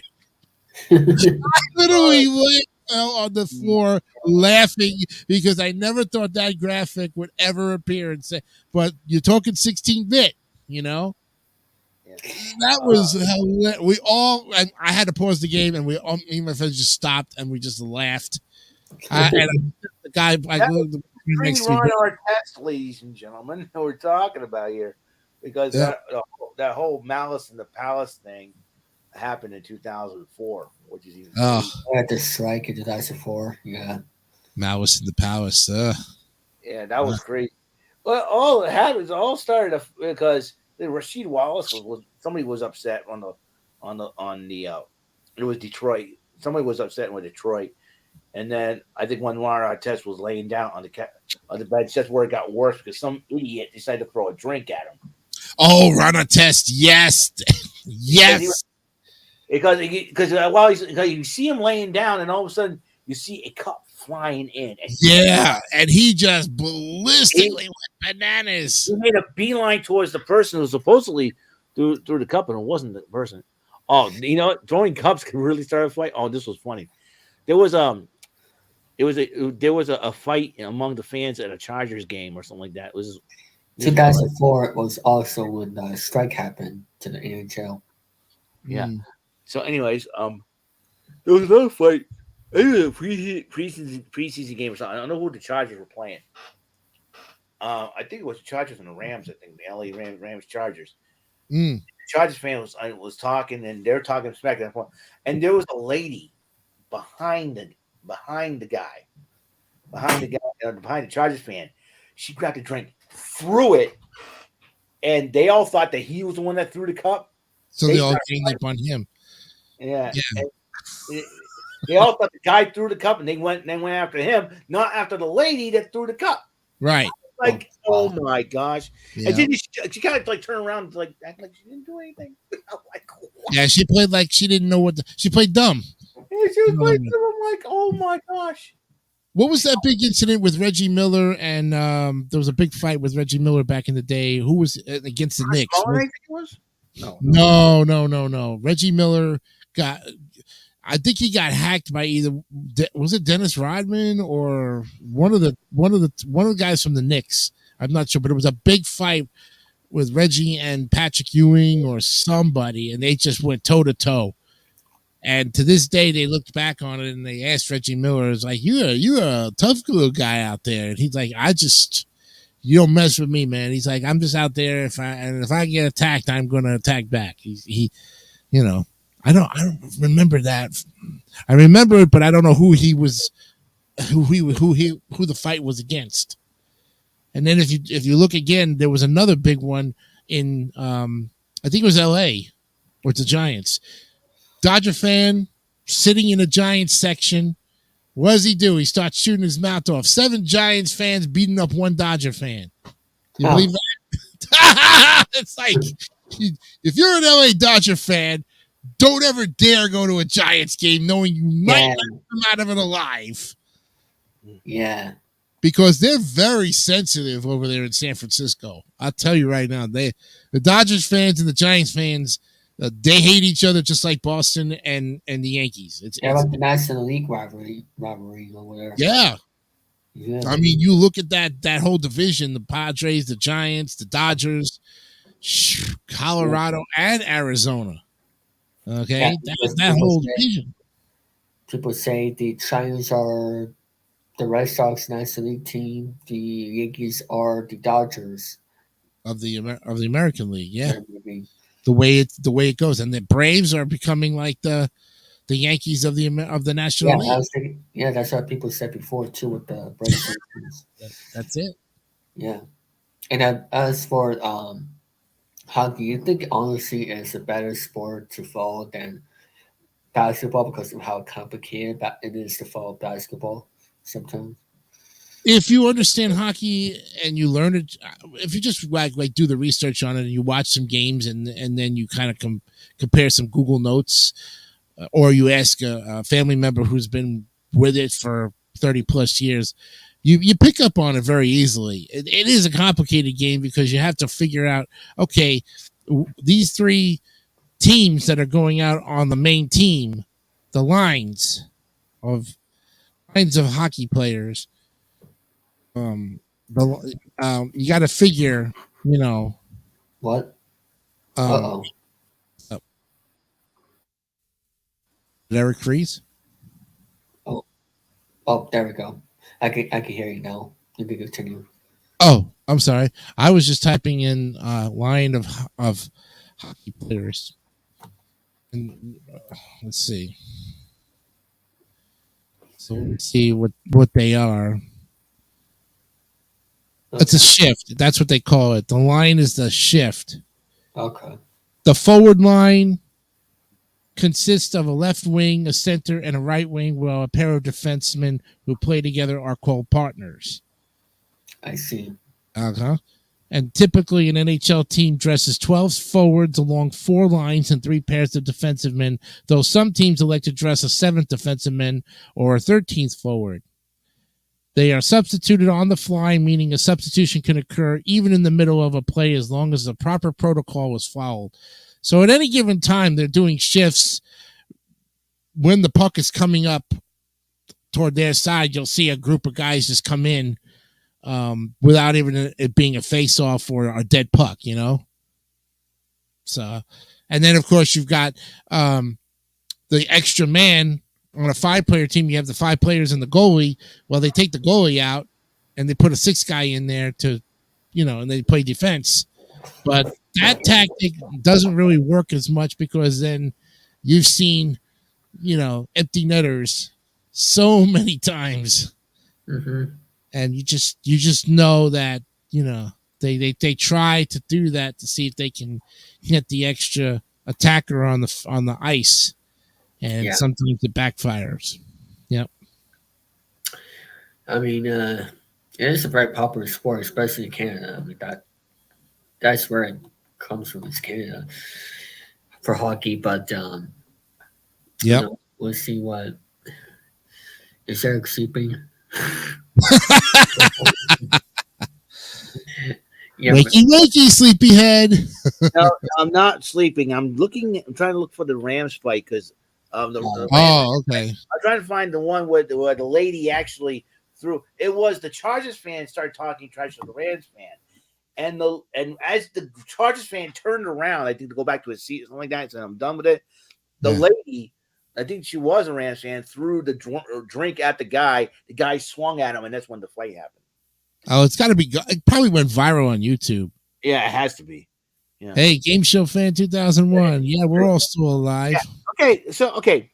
I'm gonna have a bone to pick with some. I know there's some people that are not on the chat, but I'm going to make a statement, and that statement is this: to Tyler Calvert and your obsession with race car beds. Here's the deal: I'm 46 years old. I don't need a freaking race car bed. Okay, I don't want a race car bed. So if you ever come bugging me about a race car bed on the live chat ever again, no more race car bed jokes. I've had enough. Wait, did he send you something? Because moving to this room is a big deal, and Yeah. last thing I want to worry about is some stupid race car bed. I'm 46 years old. I am too old for a race car bed. No more race car bed. I am not purchasing one. I don't want one. I don't need one. All right. Did he send you? Did he send you that? Huh? Did he send you one? No. Oh, You know, okay. And Good. don't even send me one either. I don't think you even follow NASCAR, Eric. I've never No, seen you talk about it. I don't do NASCAR racing, man. They're making a left turn. They're making a left turn. I saw Sweet Daddy D from Jeff Dunham. That's how I feel about That's it. right. Yeah. They make I a never left had a turn. race car bed either, and I so wanted What one. the I heck wanted is even a this bunk thing? bed I used too. to have a water bed. Hey, it's Danny Lewis. I mean, and there's another thing too. I'm sick and tired of being asked to twerk. I'm too old. Yeah, I'm serious. T. Shanutu. I mean, God bless him. I hope he's doing well. But when I first met, can you twerk? All he wants me to do is twerk. I don't No one wants to see that. Thank you, Danny Lewis. Thank you. No one wants to see me twerk. All right. It's bad enough we had Brandon Martin taking off his shirt this past which was even funny, but I am not. That's what. If he has to do it again, they should have Brandon Martin and Andrew Hawking do the twerk off on the next. Oh, Maybe we'll get Alex Hole to do something for us too. You know. Oh, So I am not twerking for anybody. I am not buying a freaking waist card bed for anybody. Okay. How about a bunk bed? I used to sleep in a bunk bed. There you go. See, you had the bunk bed. At least you had that. I used to have Well, one. the only difference is I live. It's just I have no other brothers. That's Right. all. Yeah. They all. But some only children have bunk beds because then they play fort with their friends. You know, it's like you get up on the top of the bunk and you castle, and that head's like climb the ladder and then fall out of bed and hurt yourself. Poor thing. Well, I used to sleep on a bunk. Right? I used to sleep at the top. Well, Ooh, this was years ago. That's got to be the most uncomfortable top position because if you were that far up, your head hit the ceiling. You know. Yeah. Well, it all depends. Because this was like many moons ago. The last time I slept in a bunk bed, I didn't live in this house, the current house you see. Yeah. I used to live in a house, the west end of this city of New Bedford, and at the time, me and my brother shared a room. But then, when my brother, did not want to share a room, at the time we had a friend, because my friend was living at my pastor's house at the time, and he works at Ruby. He's the one that got me the job at Ruby Tuesday, which is really, really ironic. So he bunked with me. There's a fight going on. So he bunked with me for a bit. So I always took the top. He's always taking the bottom, and he threatens that if I forget to put on the alarm clock, I owe him money. So that was funny. Ben is coming up more. Oh no! God. Oh my God! Well, you see what Ben said in the chat. He said he was gonna go. Yeah. So Anyways, what's been happening in the basement there, Danny? Oh, it's going great. Yeah, I see you got the tide. Let me show you what I got. He's got something. Now he is the new basement guy, Eric. There you go. Yeah, Danny. Yeah, he's a new basement. Keyboard. You're gonna play some music. Yes, straight up my alley. You can play some polka music on that thing. No, we're not gonna play. We don't have to play polka. But let me see. Moon over, Parma. Are you an avid keyboard player? A little bit. Yeah. Accordion's my prime instrument, but I started. The man's a polka thing, The man's got a squeeze box. Yes. Yeah. But anyways, God rest Judy Tenuda's soul. Yeah, Judy Tenuta. Oh, it's Ben. Benny boy. What's going on, Mr. Ben? Nothing. How was the blank off. I was kidding there. Yeah, I know you were. Like, Yeah. I know you were Okay. joking around. I was gonna Yeah, say. I know. You're the coolest guy with a sense of humor. Yeah. So, How's everybody doing? I don't think I've ever met Ben, so this is the first time we've talked. yeah, this is Jason DeCanio. It's good to meet you. Yeah, how you doing? Host of Blockbusters and announcing for Super Password, and He's the Queens New Yorker. I am. Living in Yes. Florida. Oh, we got Tyler in here. Oh no. Uh-oh. Hello, Tyler. How you doing? I finished there it we go. fast. Yeah, Anyways, Yep. Yeah. Well, this is a whole good group of people coming in and talking here. Now we all hope that you all, like I said, you all hope that you watch all the shows on David 3000 Network. Get that subscriber count up to 1,000 so we can all start getting paid. Big bucks. We're only 51 away, folks. 51 subscribers away. Tell everybody you know about the channel, man. That's right. If And if you haven't subscribed, shame on you. Come on, go subscribe to David. Surely, with all of us having at least 3 or 4 channels of our own. Oh crud! The Bruins are behind 1-0. Hey, Oh, hey, no. Jason. Oh, subscribed. man, what a sneeze ball. Yeah. Come hey, on. Jay. What Hey, is Jay, the I've Bruins? subscribed. Who's starting I in subscribed to goalie? one more thing. Does that say swag? Hey, David, who's starting in goalie for the Bruins? I actually don't know. I just turned it on. Like, If Is it's the all game Mark, on NHL TV? no, I had Nesson. Oh, okay. That's What was saying, Danny? oh, shit. I was gonna say, yeah, Jay, I've subscribed, and don't call me Shirley. No, I don't want to call you Shelly. Yeah. But I know for a fact that I have like 3 YouTube channels, and they're all subscribed to the David 3000 Network, and even to his other channel that's all sports. Talking about it, I've subscribed to those channels, and I told David to subscribe back so that he can up my counts. Yeah. If we get 1,000 subscribers, I'll go live for 24 hours, which is not going to happen. If you go live for 24 hours, I swear to God, you're going to overtake Jerry Lewis's telethon by a half a minute.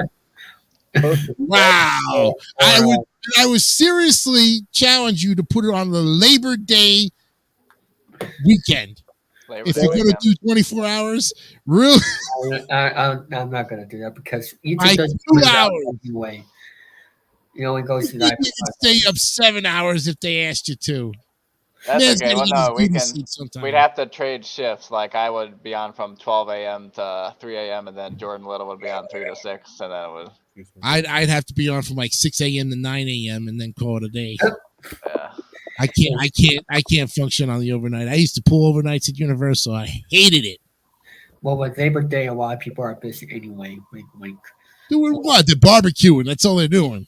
That's it. And watching the Labor Day parade. If there's even A lot of people are busy on Labor Day weekend. My goodness sakes. yeah, they're all traveling to who knows where. We don't have time for certain games on the internet. We're busy all the goddamn time.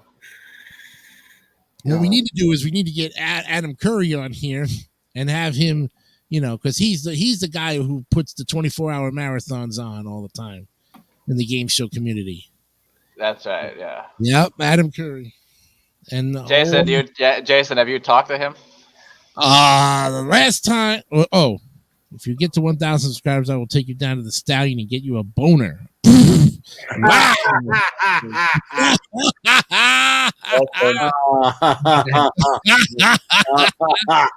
Wow, that's some. I think you gotta eat those words, man.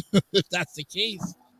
But no, I haven't talked to Adam in maybe 6-7 years. It's been a while. Oh, okay.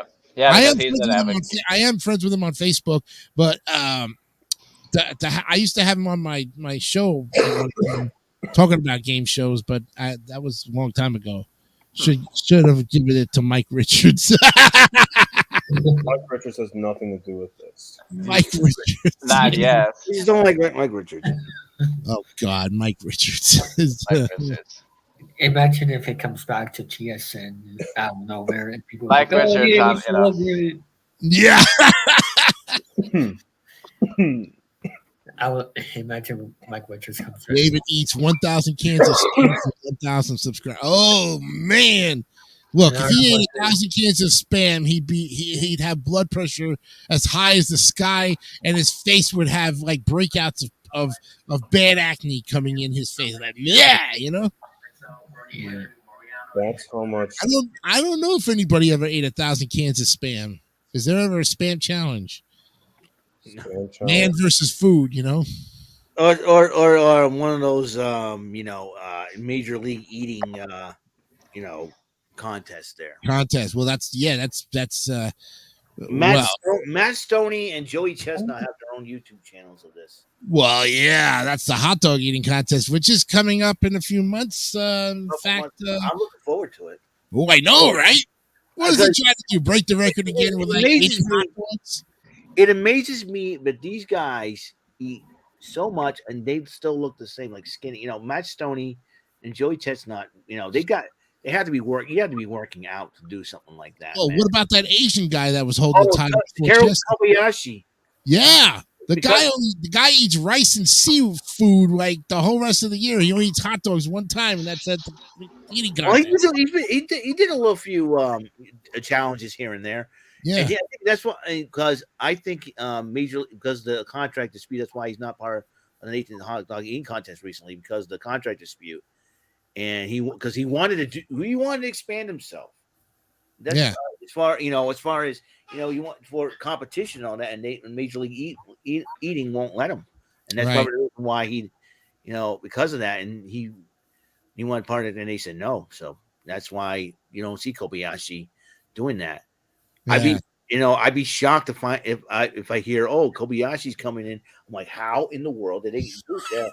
Could be a miracle. It will take a miracle to get Kobayashi back in that Nathan's hot dog eating contest. I think they should have that that one contest in a few years where they bring back returning champions and they all have it to see who's the overall best. Well, the only three people. The only way you would do that is if the guy didn't die on the table trying to douse 75 hot dogs in 10 minutes. You know.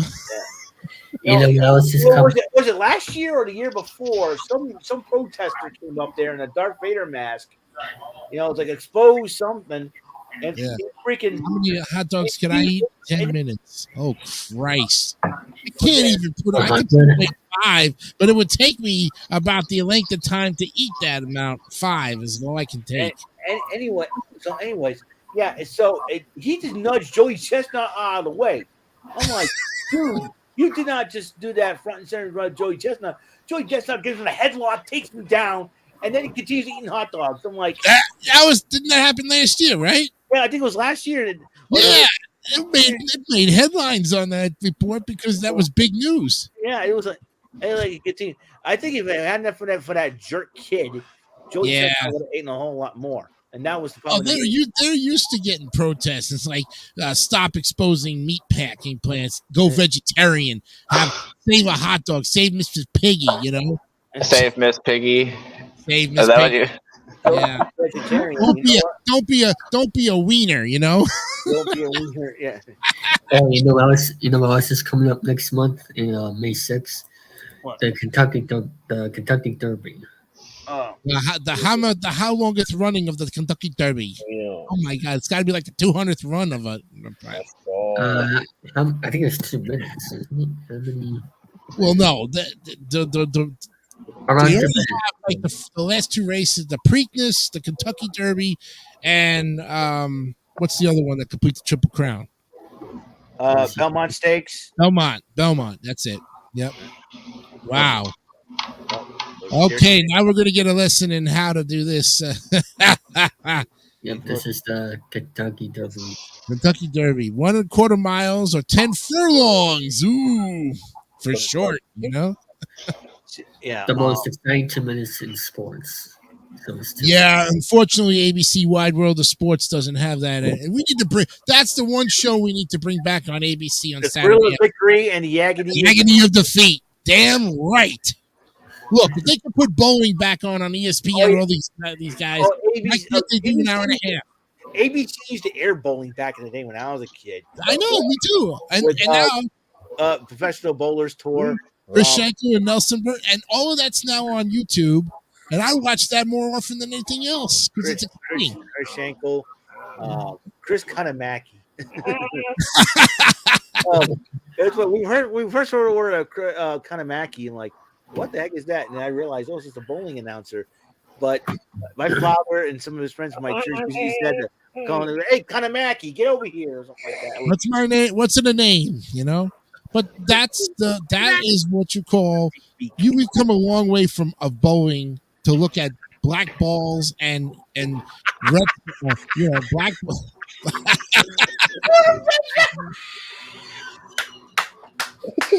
Black balls. Black balls. Ben's reaction. Wow. Damn it. What kind of pool you got on there, Ben? Laughing, and I saw Ben's face. I'm like, oh boy. Oh, okay. That Hello. looks like a Where's Waldo pill. Look at what? You woke him up. Oh, Ben's face. Hey, That's those rubber bowling balls that they had were only one color, black. And then around 1987, we get color. We actually got colors with polyurethane. I got more balls to deal with. Yeah. Bowling, yeah. Every time I go bowling, I use my GoPro cam to watch to take myself bowling. It's like, okay, I'm done bowling. I shut off the pro. I pause the GoPro cam. I don't want to look at anybody else. But when it comes to me, click. I'm on. I did execute one split though. I did execute one split, which I didn't. I not think I was going. I just joined, and the first thing I hear is look at black balls. Yeah. You don't know what We're talking about bowling balls. Bowling balls, black bowling balls. They only came in one color, black. That's it. And once you go black, you never go back. That's it. That is true right there, Danny boy. That's it.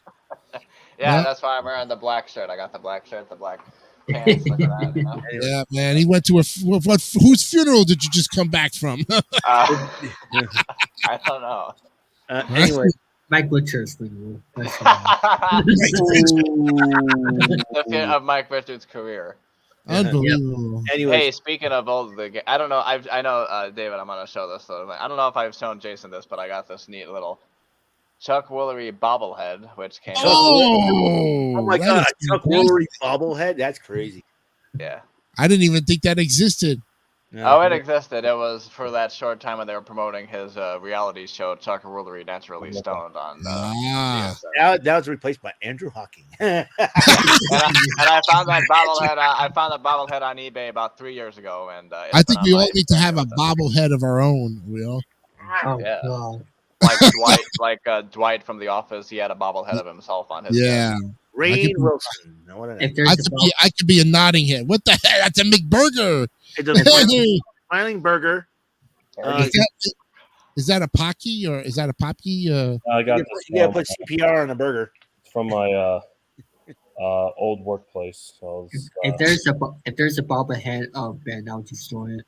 I don't know the day when my burger looks back at me. Well, burgers had kids already. Duckies. Quack, quack. We know the chicken with the wild eyes. That'll freak out Gary. Yeah, right now. Wonder right. 15 seconds to go in the first half. What? 10 seconds left to go in the first half. The game of 7 in the first round. Did we get the play-by-play here, bro? Yep. Who's it's still 1-0 Panthers? Yep. Come on, bro. First half. Well, now you need to root for the Panthers because the Lightning are out. If you're going to save a Florida team to get into the next round, you have no choice but to root for the Florida Panthers. And when was the last time they were even in the playoffs? Yeah, that's crazy. Yeah, I don't think they ever were in the playoffs as much. If they were, you didn't hear about them. Yeah. They're 20 still 1-0. How's that phone again, man? What the heck? Yeah, the last time I heard that phone was the time when we were in the dugout crew. Gen Z couples moving in together. What we do. Yep, it's 1-0 for Panthers and going to halftime. Yeah. There's 3 periods. So. Yep. Whoops. We need We need to. I always figured there should have been a fourth period in hockey, but I guess 3 periods of 20 minutes is enough to bash your opponent to the ice. You know what I mean? How much more do you need? See, that's the thing why everybody was following hockey is like the best 60 minutes in sports, because man, it was a free fight every other night. You didn't go to a boxing match. You went to a hockey game. Or wrestling. Wrestling is all scripted. Hockey, you never know who the heck's going to drop the gloves and drop the helmets and blood on the ice. And then, of course, you got the guy from Detroit who decides to throw the octopus on the ice because he's stupid. And Danny's like, who the heck drew the octopus? And the first NHL game I went to ever back this year, the first thing I see the fight happen at the start of the game versus the Tampa Bay Lightning. See, it could happen at any time. It could happen in the first 20 seconds, and you'd be like, man, this is worth the freaking $25 I spent on this cheap seat. Danny, did you saw a fight at your St. Louis Blues game? No, I didn't see a fight. We ran into a homeless guy on the street on the way out of that. This homeless guy, he had the St. Louis Blues mug, and me and my friend AJ are walking, and he's like, "Hey guys, you got any spare money?" And he's like, panhandling. And my friend AJ, who is smart, he said, "Oh no, I only have credit cards." And meanwhile, I'm like, "Here's a $5, buddy." And he's like, "Oh, thanks." And then he gave me the St. Louis. How was the homeless guy dressed? He was dressed. It was all dirty clothes, but at least he was clothed. He wasn't. Yeah, see, sometimes those homeless people dress better than the average guy walking to work with a briefcase. Where did you get those Nikes from, man? Would you hot wire them or something? The guy's got a perfect pair of khaki pants for a homeless dude, and he's getting some pretty good clothes, Yeah. Oh man. Well, hey David, I wanted to play a song on the keyboard. Oh boy, here we go. Crack those knuckles, baby. Let me turn it up. Can you hear that? Attention to this, Eric. Yeah, you can hear it. Okay, here we go. Okay. Oh.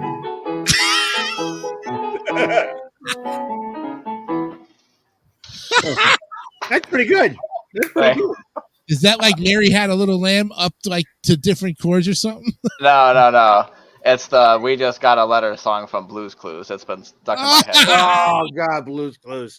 Hey now, Danny, I'll tell you one thing what you need to learn how to play on that keyboard if you really want to talk hockey. The St. Louis Blues face-off music, that what you call it? What is it? Oh gosh. I don't know if I can play it. Hey Danny, can you play that song again for Ben? Oh yeah. Oh, here we go. Yeah. One.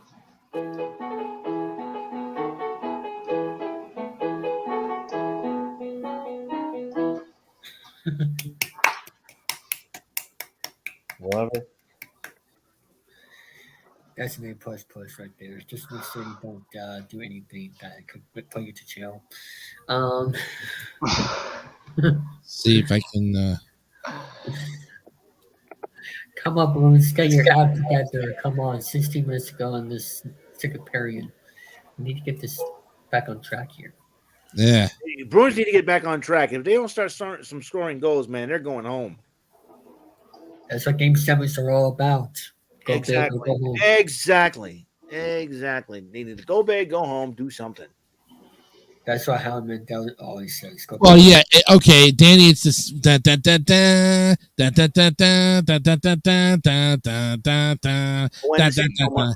Louis. It's when the Saints go marching in. Basically, if he can play the St. Louis Blues. Oh, okay. The hockey stuff, yeah. I remember when the Bruins faced the St. Louis Blues a couple of years ago in the playoff in Stanley Cup Finals. The big song from them was "Gloria" by Laura Branigan. Yeah. Are you gonna play it, Daniel? Let's no. see. Well, see. I'll learn that for next stream. Oh, we should have music edition for Oh stream. wow. Just play nothing but music songs on your thing. That could be interesting. Yeah. But well, let's see what happens to the Bruins tonight. I really hope they can get something going Yeah. at least. But probably everybody next season will probably not want to be in the the best record in the NHL. They probably don't want that anymore because of the curse. So they probably all the teams next year probably like, oh, we don't want to be in first place in the AHL records. They just All the Bruins wanted to do was play well all season. Yeah. And they wanted to do well. They, hey, we didn't expect them to do this, to get the best record in the NHL period. I mean, to set the record of 65 wins in the season, That's a tough thing to do, especially with the way that every team pretty much is close to making the playoffs. I mean, every team in the hockey league has a chance to at least make the 8th spot, which is good. There's really no, unless you're playing that badly, like you're literally just giving up goals to every team and getting shut out 7-1, 8-0. You really are just a bad team then. And I think the Chicago Blackhawks this year were one of the worst teams. Blackhawks are usually in the playoffs, and they were a couple of Stanley Cups the last couple of years, and this year they just completely fell apart. Also, what I like about the NHL and NBA games is that you don't play every single day. You obviously take days off, like every other day. It's the same thing with hockey. I think they play every other night. But like I said, those guys, the hockey is more aggressive, especially when you got all that gear on you. Now imagine if you're a goalie, you got the gloves, you got the mask, you got the pads. Yeah. How many goalies take a puck to the pie hole, right? Yeah. It's not like baseball when you play every single day for 12, 10. We got spring training too with that. So you play every single day, like 200 games a year. Almost. Yeah. See these teeth right here? That's what they call the puck teeth. It's not buck teeth, it's puck teeth, because the puck usually go pop, and those two teeth are usually the ones that usually are missing in a hockey player. Watch a hockey player in his interview during the locker room. The guy's got like no teeth in the front of his mouth. Why? Because 90% of the time that sucker's got a puck that went right through his freaking mouth. And you get injured all the time too. Oh God, those guys look like they've been beat up through World War 38, for crying out loud. But come out of it like, oh man, it was just another night in the hockey rink.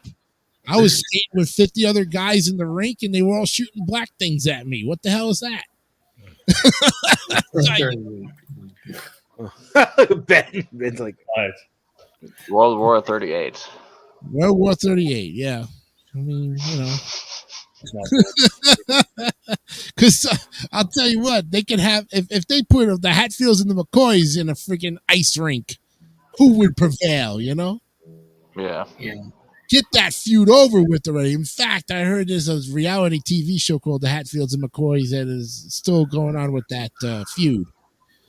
And now you've got the generations of today from that name, of those two names, fighting over the most stupid thing. I'm going to get that McCoy and that Hatfield. I'm going to, whatever we're going to try to do.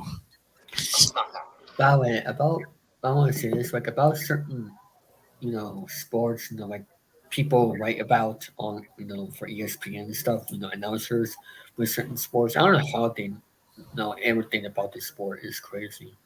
Well, they do their research. They research it. They probably read a lot of almanacs on sports, and they probably get that sporting news subscription. And if we're gonna transition to another sport to follow, it might be a little bit hard too with that. Yeah. Do you recall a time when, like, and I know Eric can vouch for me on this, those ABC sportscasters were well-rounded broadcasters, because like Chris Schenkel could cover not only bowling, but he could cover skiing and figure skating and the Olympics, and then go call a football game. It was very versatile. Back in the day, the announcers are very, very professional. They know what to do.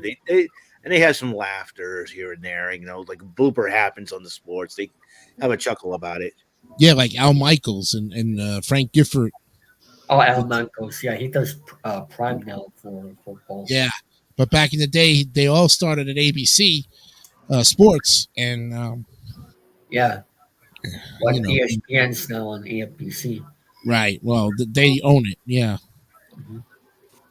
But ESPN owns everything pretty much. yeah. But that's going to be it for the stream here today on the 30th of April 2023. I want to thank everybody for watching. And I guess stay healthy for everybody anymore. But I guess I'll see you guys there. And peace out. Peace. Agree with that. Go Bruins. Come on. Yeah. Make you do anything That we want to do. That we want to do. Yeah.